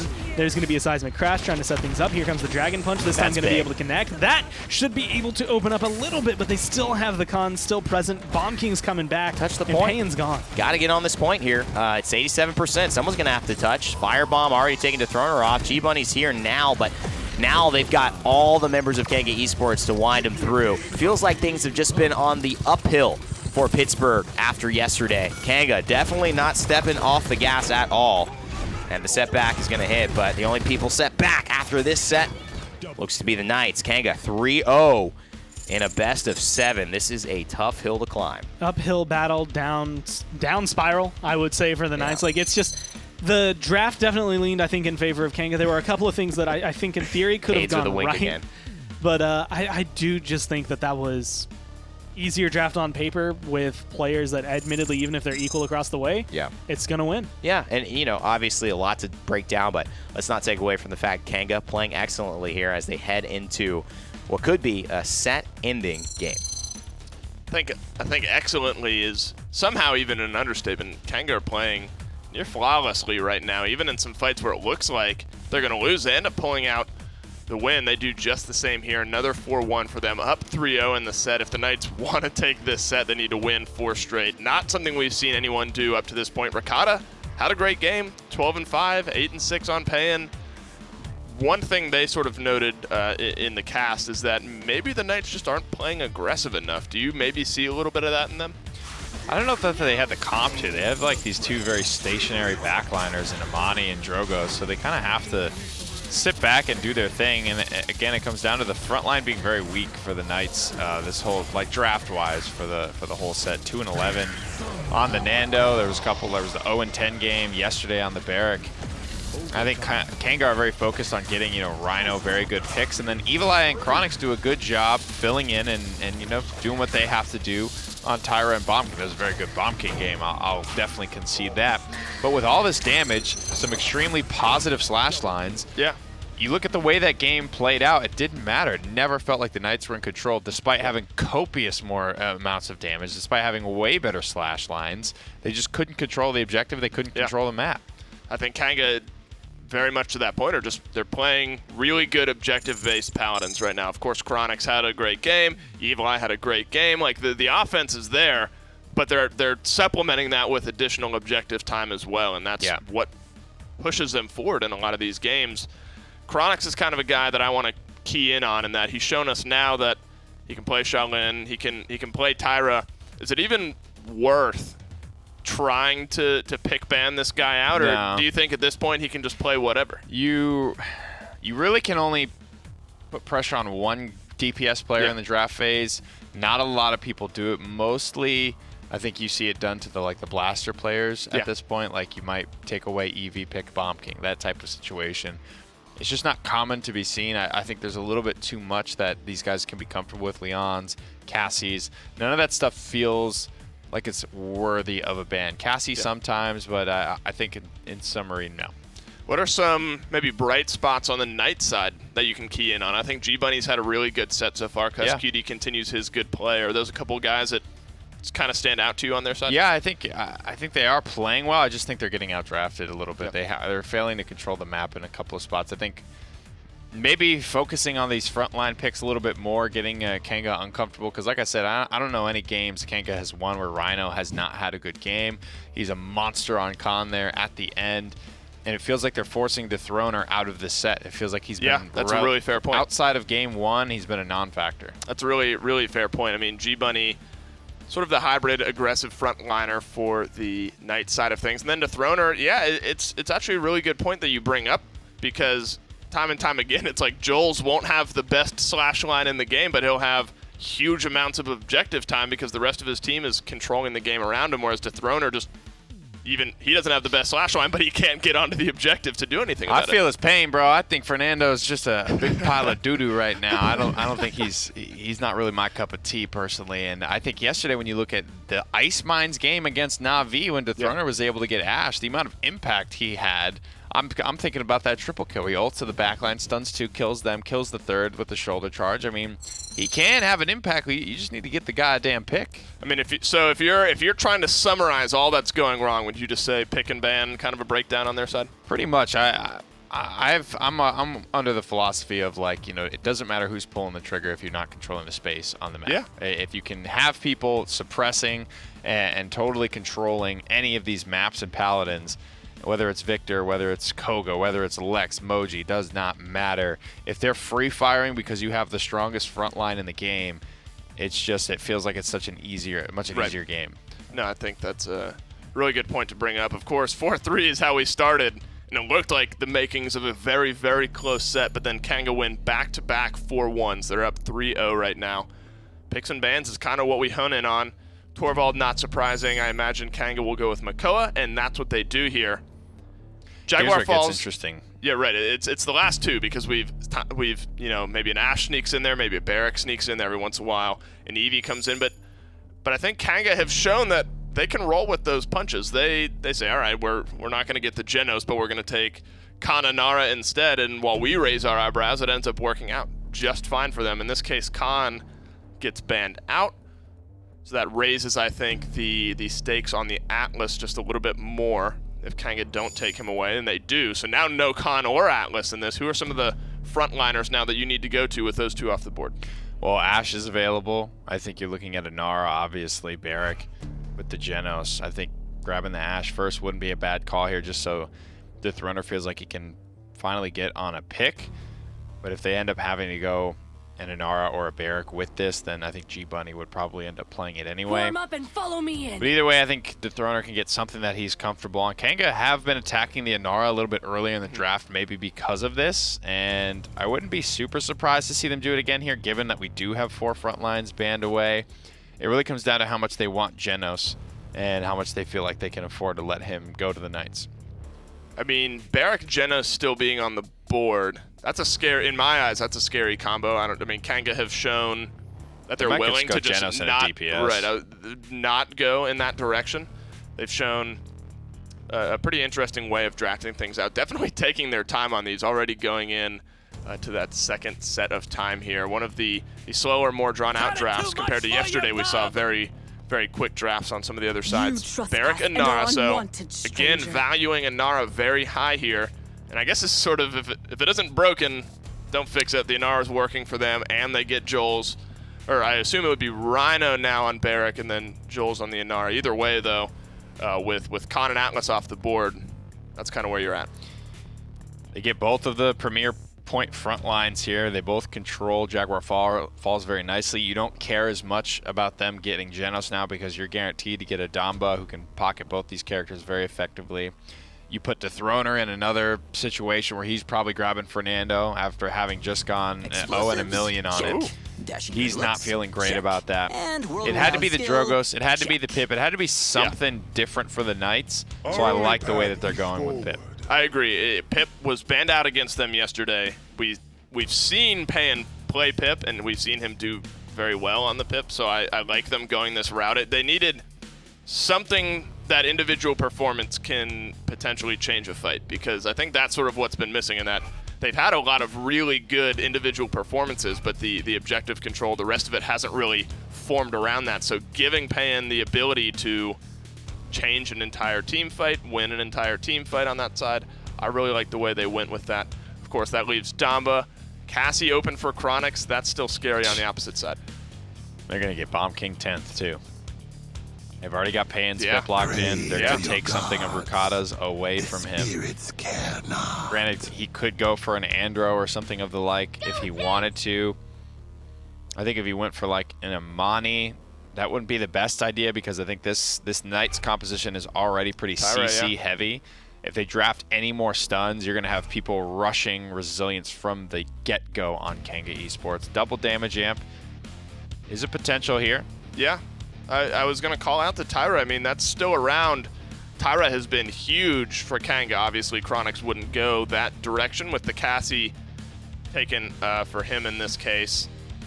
But Tyra being around, I like the way the Knights are thinking about this. Pip is a little out of the norm as far as the meta goes, but obviously a very strong champion in the right hands. Payan has shown that he has those hands that can make Pip look really, really good. Gotta give him the hands. Gotta give him the hands. Genos Tyra, it is going to be the double damage amp, but then the Fernando comes back through.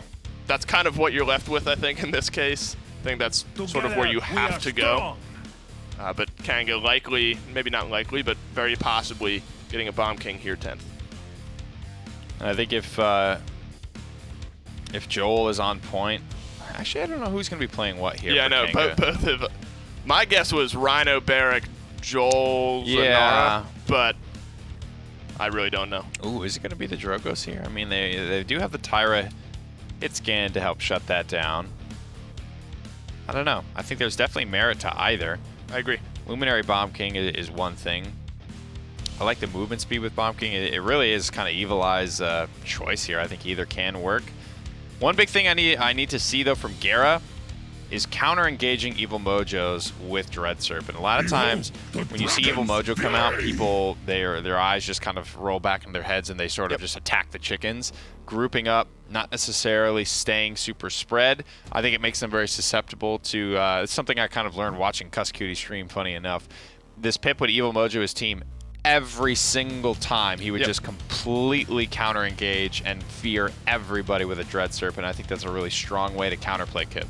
I agree, but the Knights have brought something good to the board here, and they need to win this one if they want to stay in this set. Let's send it down to Evan and Gore. Have some fun. Well, an incredibly good showcase of the Knights and Kanga today. Yesterday, more so the Knights. Today, more so Kanga, as they have taken the lead 3-0. I do, though, like the way the Knights have shifted things. They've brought the Pip in, and they've also found a way to get double damage amp with the Tyra and the Genos. And that's, I think, one of the things we saw yesterday, specifically when you're looking at their success against Na'Vi. A lot of the maps they won were either they outdrafted Na'Vi. I think there was one point where Payan's on the Drogos, and there was no hit scan to really take him out of the air. Right. Or they did the damage amp like they're doing now. Yeah. And oddly enough, these last two maps have been, well, exactly the two maps they were able to take against Na'Vi yesterday. Yeah. I expect if this one does go their way, then maybe later on. Well, I guess there's no later on for them. No if later on. If they lose, It's do they never get to or choose die. going to the Splitstone Quarry. But that was another map that I'm actually kind of surprised to see they didn't go to, considering they played so well on it yesterday. It was just one little gaff at the very end that broke them apart. Shoulder bash here from G Bunny is really going to be interesting here because there's a lot of ways to kind of cancel that one out, especially with the stun coming from Seismic Crash, coming from that Drogos. It is still really good damage reduction, though. That's one of the big things about it. Good shots from Payan. Ricotta already finds the first blood. This should be pretty easy point fight for Pittsburgh here if they just handle business. Looks to be the case. I mean, this is, you know, when you look at it, it's the old story of we're going to kill you faster than you can stand on the point. Yep. You know, you might have the 2-point tanks, but it doesn't matter if they're dead. And the fact that Evil Eye got hit by so many pit potions, I think, is the big difference. Like, Tyra doesn't have the easiest way to take Drogos out of the air. Right. But, I mean, he had 600 health. Like, you just have to kind of look at him slightly with her clip, and you should be able to find the kill. And that's all you need to be able to get a good, strong lead.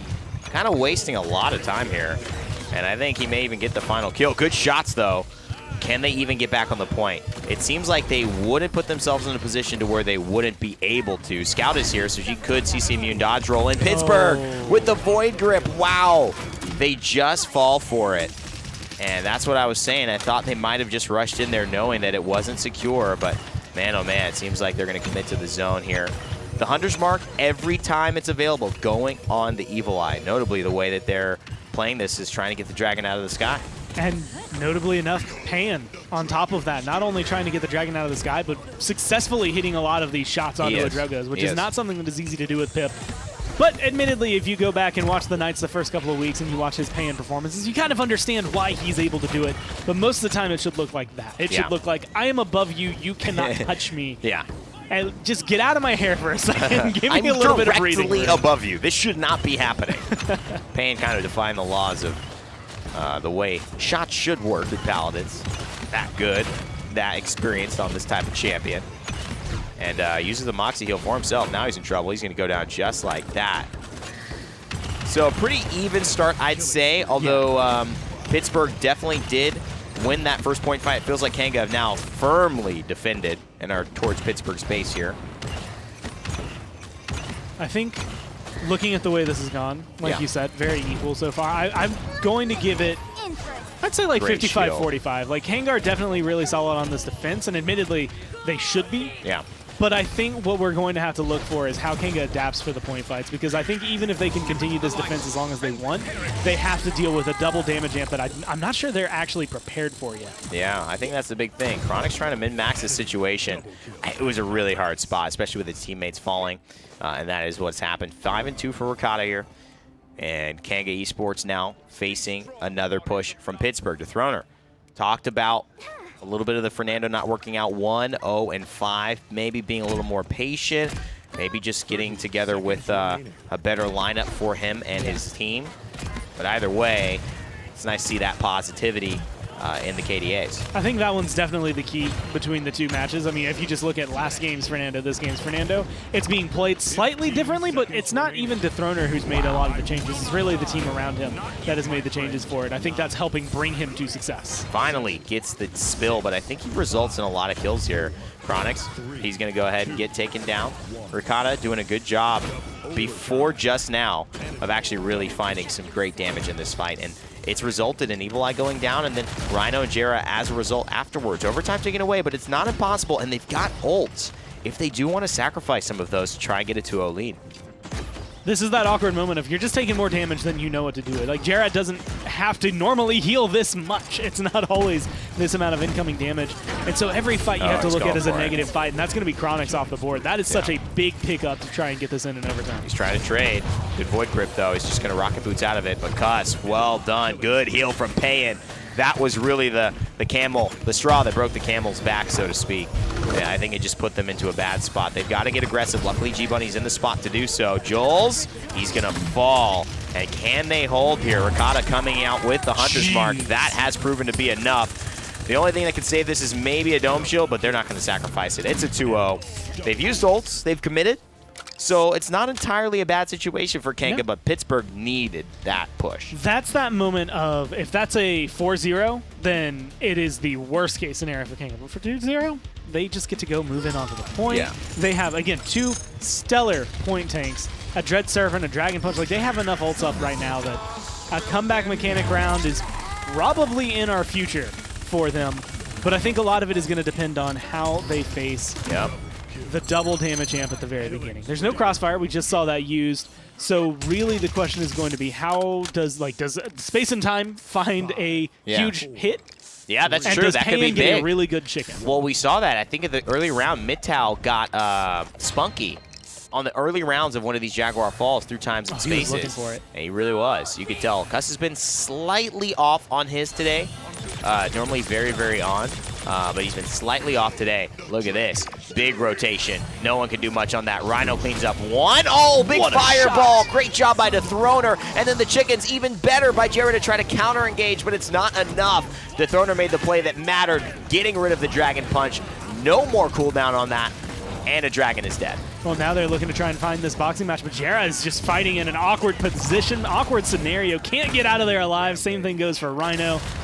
And they were able to burn through a lot of those ults without really having to do anything on the Knights. I mean, it was a couple of key moments, I think, overall that gave them that advantage, but Dome Shield was used just to try and keep Rhino and Jera alive, and it did not really find any success in that. But here's the thing. They've got to get there. Cuss Duty, pretty nice ultimate. Does it do enough? Dethroner, G-Bunny, capitalize off of it. What a turnaround here for Pittsburgh. It's looking like a 3-0. Oh, man, and the Void Grip. He said, I've seen this movie before. I read this book. I know what's coming. And he makes sure to stop it before it gets there. A 17 streak from Mr. G-Bunny, an 11 streak from Mr. Dethroner. And that's actually interesting for G-Bunny because if I remember correctly, last time we looked at the KDAs, he was like 0-4. He has been doing nothing but positive things since then. In fact, that 0-4 was the last time he got a death. He's 6-4-11 now. 6-4-12 make it with Evil Eye going down right there. So Nice, appropriate Immortal. positioning, and just great play from the Knights right now. And saves Ricotta, and that's the difference maker in these fights. Ricotta now a second chance at life, and he is not going to waste it. My goodness gracious. Pittsburgh absolutely dominating with this double damage amp. The prioritization to mark up Evil Eye, I think, is phenomenal decision making, and it's really putting the pressure on Kanga. A minute and 40 left, and they're closing this in. Like this looks like a done This deal. looks like it should be a 4-0. Maybe you have Kanga coming through. They have to use a couple of ults here, and they're going to go for the Dragon Punch. But this even still is a little iffy on it. They're going to be going for the back. They get rid of the Throner, but you trade your life for it. Is it going to be worthwhile? Respawn proximity says yes. And can they get this kill? Yes, they can. Can they get this kill? Ooh, they can't. Chronix shows up. A bit silent over the last little while is Chronix.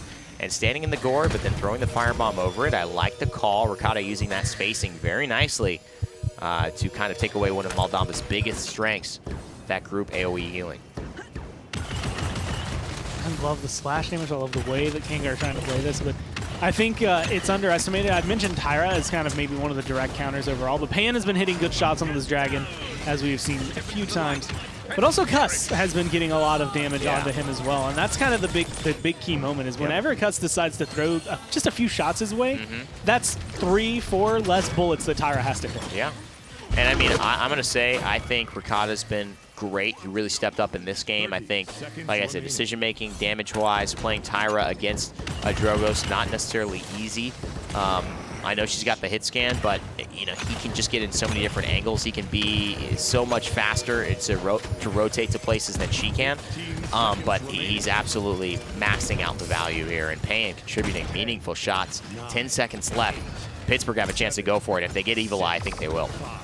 I mean, they're looking for it. He's still hovering up in the air, and he's going to be full health. He has the Dragon Punch once again, and that might be enough just to prolong this game. If they killed Throner off just outright, he doesn't even have to use it here to be able to find the kill. But it's a nice mid-air chicken into a kill. It gets rid of Evil Eye. I think they're going to try and go for it now because that was the big kill. They needed to get him out of the sky, but Jera says no way.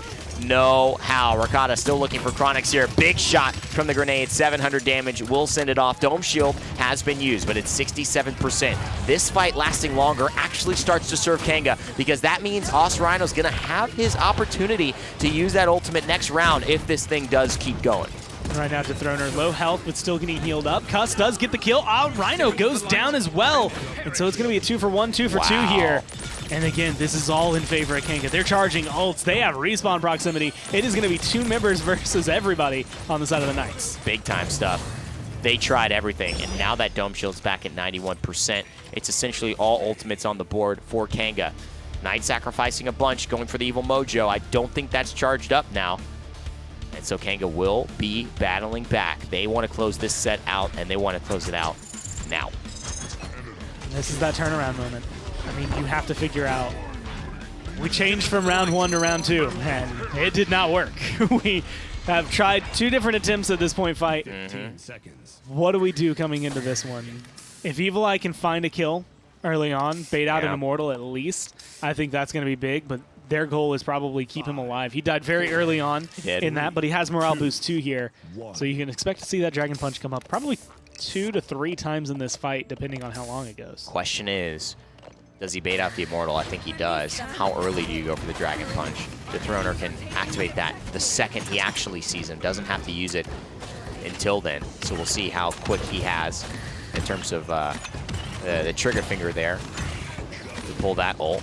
I think he wants to get him about half health, put him defensive, maybe get him off the point, but Pan's there for a nice little burst heal, and things are looking good. Ricotta go on the crossfire, though, and a big stun there. Oh, and Ricotta can take Rhino. Evil Eye still hasn't finished off anything. Ricotta with a double and still alive. 2 big fails in that moment for Kanga, and that is one, taking that fight and having 2 members drop during that crossfire. But the other one is Evil Eye. I mean, there was 1 shot to kill a Pip. Yes, Moxie can heal a lot, but all you needed to do was connect 1 more. Even if he's able to get that heal, you should have the lockdown. And they managed to escape through so many of those fights. Now Evil Mojo is back, and it's going to be used. That's going to find 2. Baby. Pan brings him into the room. The old classic moment of I'm not locked in here with you. You're locked in here with me. Evil Mojo on the 2 front lines. That's value. Pittsburgh back in it. 3-1 goes the score. Kanga can't close quite yet. And being able to find that as a 4-1 is really big for them. But this is the moment where it all kind of clicks. And I hate to be the naysayer. I don't know. Maybe Bomb King does better there for Kanga. But it doesn't matter. That one's done and dusted. Can you do it again? Great job of the Hunter's Mark, man. That really shut down Evil Eye and Pan. Phenomenal performance. Just great turnaround from Pittsburgh. This is what we expected to see in the first 3 games. Let's send it back to the desk and see what they have to say. Well, the 3-game, or I should say the 4-game win streak that they need is now cut down to 3. The Knights with a very convincing Jaguar Falls. Ricotta looked great. Pan, the Pip came out big for them. And one thing you kind of noticed is Chronix had a bit of a tough time in that game. Yeah, I mean, getting sat on by G-Bunny a lot of those times, and even if G-Bunny was dying for it, it seemed to be worth it, just to keep a lid on him, just to keep his damage bottled up to an extent. I'm also a little bit question marking the Drogos here, picking that into a Tyra. Yeah. There's a hit scan on the board, picking that into an Immortal, into Assert Dominance, into like two of the only ultimates that can stop Dragon Punch in this game. Whereas I think King Bomb may have been a better option for Evil Eye. 5 and 10, kind of a struggle bus though. This was the one that made me say it. I was like, that's like the 3rd time in 2 minutes that G-Bunny has just dived on Chronix and gotten the kill easily. And Dethroner had a comeback game in many ways now on the Fernando. He's 7 and 4. I think double-digit assists on his end. He had a tough go of things on Fernando there on Ice Mines.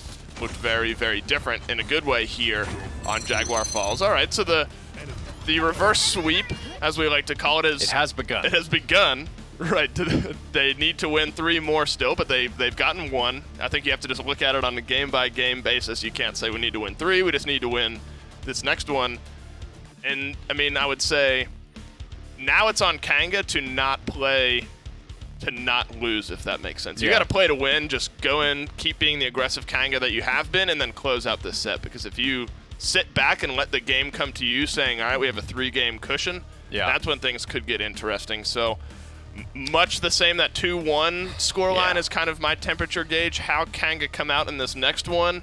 Of course, if they win, it's over. But if they look kind of shaky and Pittsburgh win again, that's when things get interesting for me. Yeah, it's the brewings of a 7-game banger, as we like to call them here in the studio. Weren't you specifically asked not to call for a 7-game banger? I think you were. It doesn't matter what I want. That's true. It's all about what the players are after. That's true. I think this is the first time that Kanga don't get Rhino on some type of a more aggressive front line, whether it be the Atlas, the Khan, or the Ashe. Those are his top 3 picks. Inara is not something that's really in his wheelhouse anymore. He knows how to play it because he used to play it all the time when Diggy Dog was on the squad. But that's a thing of the past. I think that's not a big part of why they've been successful is having Rhino do what he does and control the game. Another thing to bring up is a lot of sustain for that Knight squad. I think that Pip had something like 25k healing.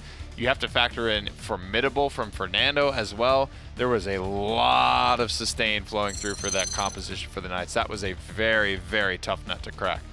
Especially when you have Genos as the healing, that kind of front loads you, so having some of that supplemental healing definitely helps you. We do actually have a quick look at the new map that's coming out very, very soon. It's already in the patch right now. You can get on and play it, but let's take a quick look at the video and see what we can see.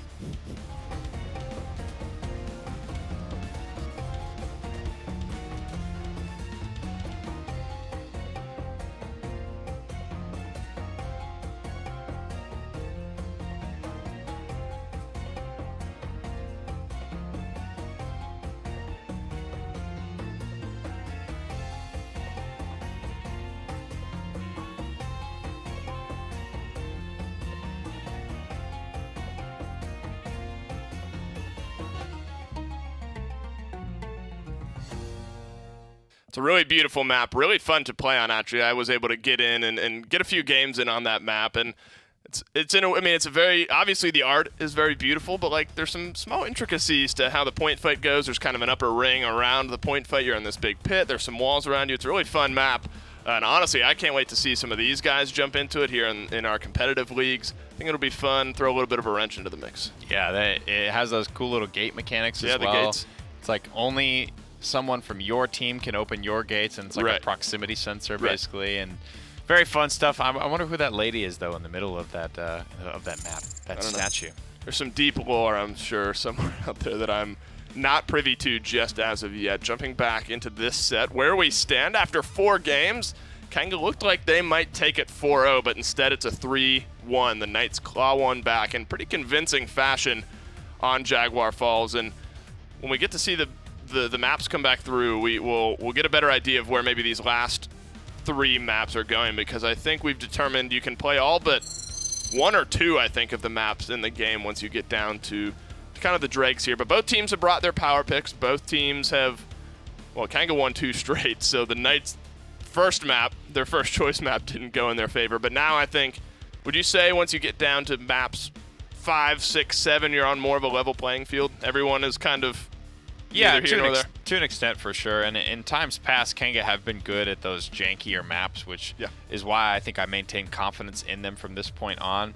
It's you know, kind of times past, and it's for reasons of like they would always have to come in, catch up to what everyone else was doing in the meta. So when the sets did get to these lesser known maps or lesser practice maps, it wasn't that they were better than other teams on these maps. It was more of like no one's practiced anything on this map. Right. So we can just get in and play Paladins on a more level playing field, and we don't have to worry about having, you know, stuff prepared and this and that draft. All right.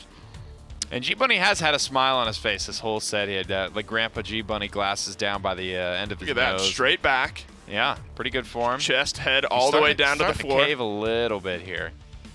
Definitely arcing that back. We'll I'm work impressed, on that. though. I know. Yeah. That's good, though. I mean, after 4 games of grueling You need it, PPL dude. Paladins.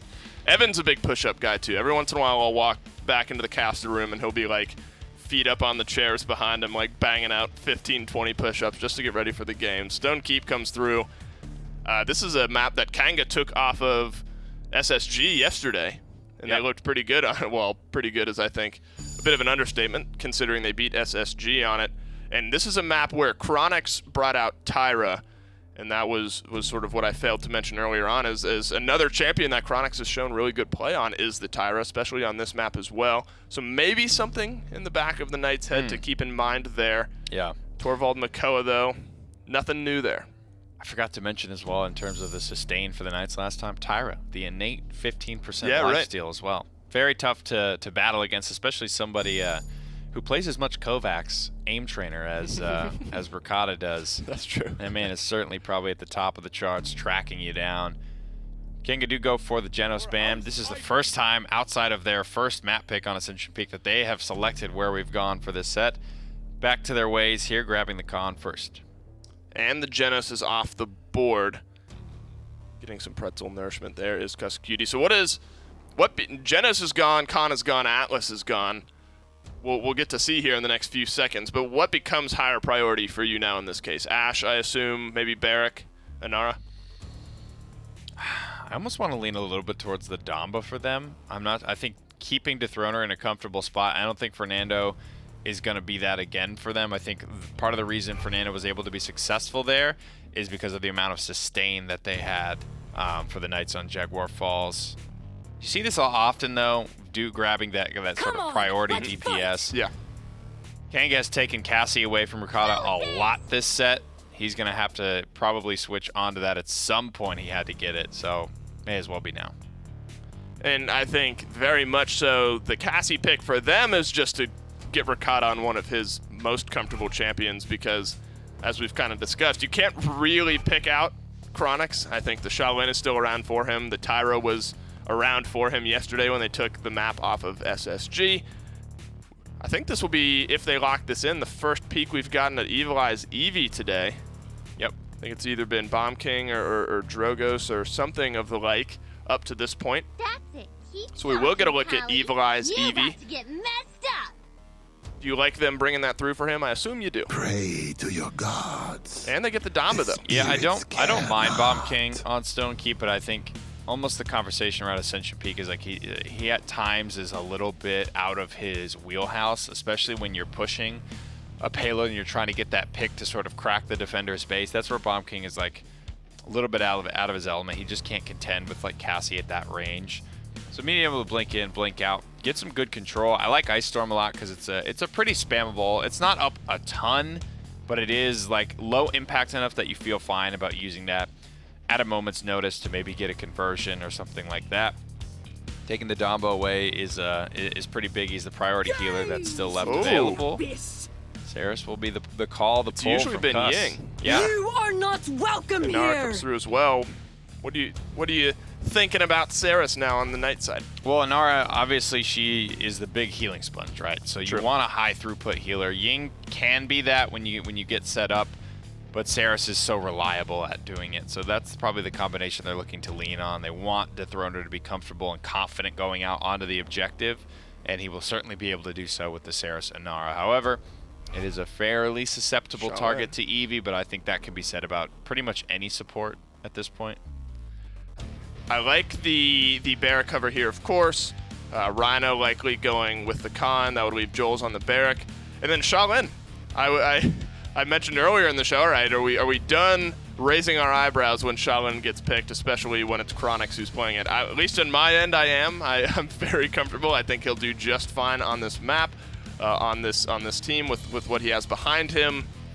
Do you have a similar sentiment? Yeah, I think the guys that have proven themselves on it have proven themselves on it. You've got Kanga, you've got SSG, you've got Na'Vi that have all had incredible games on this character. We haven't seen games from NIP in a little minute here. It's been a weird week not having them around, but It's been really competitive. it's not it's not been at the top of their list. Yeah. So I've liked that other teams have started to find something Whoa. to try and cut them down with. I think we're getting trolled. I was going to say we're getting messed with for sure. I mean, Pip is still exciting. I would have been excited to see the Moji come through, but it is going to be the Pip, so Payne gets back to his Pip. Quick thoughts, left or right? Check. And I think this one's Eevee. I think the Knights are doing a much better job drafting now, and this one should certainly be a contest. Well, they need it to be a contest because if they lose one more, they're going 0-2 on the week. Kanga, they only need one more to go 1-1 on the week. The Knights clawed back in the last one. Jaguar Falls went 4-1. They looked a lot better. The team looked more cohesive. They looked more aggressive. Things seem to be going in their favor on Jaguar Falls. Now the big question is, can we keep it up? Can we keep doing what we did on the last map? Kanga have brought an aggressive lineup to their side, though, as well, Nick. What do Kanga need to do to win this one? What do the Knights need to do? What are the win conditions on either side? I think Evil Eye, first game on Eevee, he's got to be big. Everyone else obviously has to be good. They all have priority stuff. Saris and Nara has to carry some weight, and Dethroner has to stay involved. Well, Stone Keep, it could all end here if Kanga find themselves the win. Evan and Gore, take it away. Thanks, guys. Time to get into Stone Keep. It's the Knights trying to pull off what I don't think has been done the entirety of the PPL, which is a full 4-game reverse sweep. And they already won on that track. The question is, well, can you get 2? Then can you get 3? Then One can you game get at 4? a Like time. it One is game just at a time. It's very difficult to win 4 in a row, which But you can't is think of interesting it when like you that. think You're about right. it. When you see 4 zeros, like that's you just have to come into this and be like, all right, cool. Well, this is going to be our first set against Kanga today. You're right. You're right. We just can't lose, and that's all you have to remind yourself. But yeah, I mean, that's external pressure. Obviously, it's definitely possible to win 4 straight on a team. We know it. But Kanga has proven that they're not going to go down lightly. So Knights have to keep their foot on the gas. They have to play their best Paladins of the season right now in order to accomplish this task, this feat of strength, so to speak. And I think one of the things that's going to be significantly different is there's going to be moments where Payne can probably get easier shots onto the Eevee, but it's not going to be anywhere near what we saw at the beginning of the round when he was up against the Drogas. I think this is going to be a different matchup, and it's going to be a lot harder for the Knights overall. And I think they have what they need to make this work. I think Pip and Cassie, Ashe, and Inara are great. It is just where that Saris might fall flat, and that is how much healing can you get into the team when the line of sight breaks? What are you going to be able to do? And how much control are you going to be able to do with that, right? Yeah. And I think if Evil Eye on this Eevee can come around the side, maybe either flank or kill off that Saris, then I just don't know where the Knights are going to have a leg to stand on. Yeah, there's a lot of question marks for sure. I mean, Rakata on Cassie, that's about the best chance you can have, but he is playing against some very aggressive, very dynamite kind of roles in the Os Rhino kind of off tank, and then of course Evil Eye on the mobile blaster. It's going to be very hard to just guarantee that big game damage. Rhino positioning very nicely as well. And Joel's on the barrack, which he's done excellently at all day long, and just finds crucial little bits of damage onto damage dealers. Double kill there with the Throner. That's the second time we've seen the double kill through one use of the stone spear. Still yet to see the triple kill through one shooting animation of Inara, but it is possible. Each spear does hit separately. Each stone does hit separately. And it is 3 shots. And in fact, I would wager that if Ricotta didn't do so much damage, then maybe he could have done it right then and there. But unfortunately, Ricotta was with him. Fortunately for the Knights, really. It's just one of those moments that you want to see it one day. It'll never happen, but you want to see it. You know, one day, if Paladins played enough, it'll happen somewhere, somehow. We just probably won't be watching it. But I'll be excited for whoever gets that moment. And hopefully they're recording. That's all I have to say. I sincerely hope so. I cannot imagine, like, imagine being the guy trying to tell people about that. No, I swear I did it. Guys, I swear it happened. I know it sounds impossible, but it all lined up perfectly. I'm not lying. As of right now, things lining up not perfectly for Kanga, but pretty well overall. 1 Dread Serpent equals, well, a nice fight back for Kanga, and they have plenty of time to charge it up with 40 seconds left as they're trying to break through, well, 1 corner, then an archway to try and find this conversion on Stone Keep, which is not the easiest thing to do, especially with the way the Knights are playing right now. And good movement from Joel's. He's really just, look at it. I mean, he hasn't dropped the turret in a minute. He's not dashed in a while, hasn't thrown his shield up. He's just playing like a kind of like a mid-range DPS. He's just poking people out. I love it when DPS players transition. We've just seen it be so successful when the Bonkers, when the Diggies, when even, you know, when I really also look at it, it's like Togi played a lot of DPS, although he's a frontline guy. Very good at DPS as well. You just see so much of this meeting in the middle of not just standing on the point and not just being DPS only, but into the aggro, off-tank kind of thing. That mentality, I feel is so good and so deadly in Paladins. And players who can do that and have DPS backgrounds in their history, it's just so fun to watch them make those decisions in that way. And make those transitions when they find their stride. I think that's one of the things, like we're seeing Moonchopper has made that kind of transition. Hadn't quite hit it the same way I think some of the others have, but is on his way there right now. Evil Eye's hitting some spectacular shots. He really is. He's flicking so fast, sometimes you're not even catching it before he starts to soar the other way around. And he hit that mid-air shot onto Ricotta, who was looking at him out of the ice block. It was a great bait and switch because he's saying, you're looking at me, keep pushing, guys. Pops out, hits enough damage to where he gets some help from most likely Joel's to try and finish him off. 2-0 for Kanga. They're wanting to wrap this one up. They missed their opportunity on Jaguar Falls, but now things have looked much better. And there's the man himself. He's played probably more Fernando today than I think we've seen really in the last couple weeks. You're right. And the first time did not look good. Second time looked spectacular. And now, switching over to the Inara, which I'd say is much more of a mainstay here for the Throner. And it's still looking solid. Like, despite that being a 2-0, he's put his name, I think, in more kills this game than we've really gotten to see. If you skip Jaguar Falls, you go back to the first 3 games. Yeah. I feel like the Throner's having a much bigger impact right now. G-Bunny notably 0-4 on the Ashe, which is something that is pretty tough to have on your Ashe pick, your con pick, things like that. No killing blows. She may be able to get off. Does he have resilience? No, he doesn't. So he is not going to get back onto the map. Even Resilience 1 might have saved the day, but that was not the target prioritization. I actually would have loved to see how many credits he had in hand, because it would be interesting if he was saving up for COP 3 and if he could have actually picked that up. We don't know now, and no, he didn't have enough, it looks like. 168 just not there, just barely got caught too. On the other side, the Resilience, maybe not where you want it to be if you're on the Knights. It's going all members of Kanga here as they're looking to be able to deal with a seismic crash, to deal with a convergence, to deal with any stun from an Assert Dominus, to deal with an evil mode. Like, there's so many CC heavy things on the Knights that Resilience is just a shoe-in. Look at Ricotta, he's running away. I mean, bold decision, Cotton, to take the fight, but Evil Eye finishes him off. Chronix as well gets a nice kill onto Payan. That's kind of what they were counting on. Oof. G-Bunny looks like he's going to fall. Evil Eye has full control of this map right now. Kanga 3-0, looking to finish off the set here with one more push. If this goes in, I'm going to say it. The last games of night sets are not the most exciting games, depending on how they go. If they pull this back, though, then that's even more impressive for them. But it's a tall order. It's the identity of their team. To me, Gore, it's we're kind of all in or we're all out. I recognize that a lot because that's kind of how my personality is sometimes. I'm kind of all into a thing, and then I'm all into the next thing, but I'm all out of that thing I was just doing. It's very momentum-based. Sometimes it's very energetic, very emotional, but if they don't believe, there's an inkling of doubt that they could fully do this reverse sweep against the team Kanga, who's beaten them pretty handily in the first 3 games. Yeah, it's like a crumble, right? It's not that same level of resistance. It's not that same level of fight or belief. You know, to take a game off of Na'Vi the way that they did, I think it's largely because of the game that they took earlier off of it, and they got off to a good start.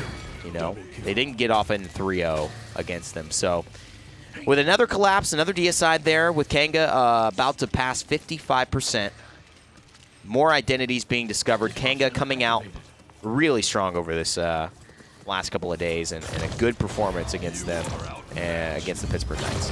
And what I'm wondering here is, you know, partially, did the Knights just play really well yesterday? Did they kind of like lose it all in those 2 maps? The 3 maps, I would argue, because Splitstone Core was very close. Or is this kind of what they looked like, and Na'Vi weren't maybe having the best day overall? Like, where does that onus fall? Because this almost feels like a completely different team that we've watched this set. The last map, I think, was a great showing for the Knights, which is what makes me more inclined to say they've played well yesterday. They played well on Jaguar Falls, and they just haven't had it these other 4 maps. Knights have more in them, for sure. And it's tough to play Na'Vi and then play Kanga. And it's nothing against Kanga, it's just that when you have that type of thing, you're playing NIP and Renegades, you got to prep for NIP. You have to try to see if you can get something out of that. You can't spend all your time prepping for, and it just feels like they didn't necessarily understand what Kanga was going to bring to the table today, as well as they understood what Na'Vi had going for them. And for crying out loud, everyone's been watching this Na'Vi team more so than the Kanga team over the last year and a half. I mean, they've been dominating. Everyone's been trying to see them. Everyone knows what Mutu and Creatives does, understanding their tendencies and maybe a little bit easier, despite them being great players. Well, overtime's going to come here. G-Bunny going to get thrown off the map, and that's going to be another kill, and a good one to start off your overtime. Leaves Dethroner kind of hanging out to dry. The only frontline who can contest this. But again, you're looking at respawn proximity. 5 seconds, G-Bunny should be able to get back into this, but there are no ults available right now on the Knights. Yeah, it's such a strong... Oh my god, Evil Eye. This man is popping off. We're not talking enough about him. He is playing some great Eevee, and I think it's in the namesake. He decides he's going to force the Ceres back out. There's nothing wrong about that. He actually separates what should be the healing to keep his front lines alive back into the base, and it's just a collapse. The Ice Storm's going to seal the deal. This is going to be a Kanga Esports victory on the day. They push it in, they keep control, and they find themselves, well, maybe not the clean 4-0 they were looking for, but a 4-1. Close enough. And they will absolutely take it. I mean, if there's any way that you're going to lose a game, it is absolutely going to be the, well, you know what, we'll take the 4-1 on Jack Falls as long as it means we can 4-0 on Stone Keep. Pittsburgh with a couple of results that could have gone their way. 3 games won on the day, although 8 go against them. It is unfortunate 0-2 for this week, but Kanga, they grab this win, which is huge. 4-1. Send it to the desk and start breaking it down. Appreciate it, fellas. Kanga splits their games 1-1 on the week. Unfortunately, winless on the week now for the Knights. And honestly, just back to the drawing board. And one thing they sort of mentioned toward the end of that last game, a question they raised, was this just not as good a Knights performance as we saw? Of course, they lost, so inherently a worse Knights performance regardless. But did the team look all that different, or did Kanga just look that good from what we saw out of the Knights yesterday? I think it's a little bit of what we talked about going into today, of you have this element of these Thursday games really heavily influencing the Friday games, because you can watch and you can learn a lot about not only yourselves or what you did wrong, but you can watch the other team's games and you can try and find things to attack them on, things that they don't really do well, things you can exploit. All that stuff is well and good, and I think Kanga definitely did a bit of that yesterday. You heard Hades going into the interview with the Knights, how he had 10 things that he thinks they could do well today. And they'll probably have 10 more coming out of their set today, maybe, to be honest. Yeah, maybe. I did think they drafted very well on the day, though. I think they did. We get a look at Evil Eye's Eevee in that last game, 13-4. Chronics on the Shaolin continues to impress me. 17 KDA for Joel's on the Barrack, really locking this one down, controlling it. 9 kills, 94,000 damage. That's what you look for in a Barrack. You look for a Barrack that not only can control the objective, but can also do a lot of damage, find a lot of kills. That's exactly what Joel's did. Kanga were just cleaner today. Their drafts looked better, save the Jaguar Falls game. And I think they have a lot of good. If they're going to have 10 things to come out of today with, they have a lot of really good stuff, for lack of a better word, to build on coming out of this week. And what a great dome shield that was, not only mitigating the seismic crash, but mitigating the back half, or the front half, I guess I should say, of that Evil Mojo as well. Kanga Esports draft well, they play well. Evil Eye looks good on the Eevee, which was a big question mark for me going into that final game, meaning that was the first time he played it all set. Played a lot of Bomb King and still looked solid on it, but Eevee is definitely the premier blaster pick this season, so we need to see that type of performance consistently from Evil Eye.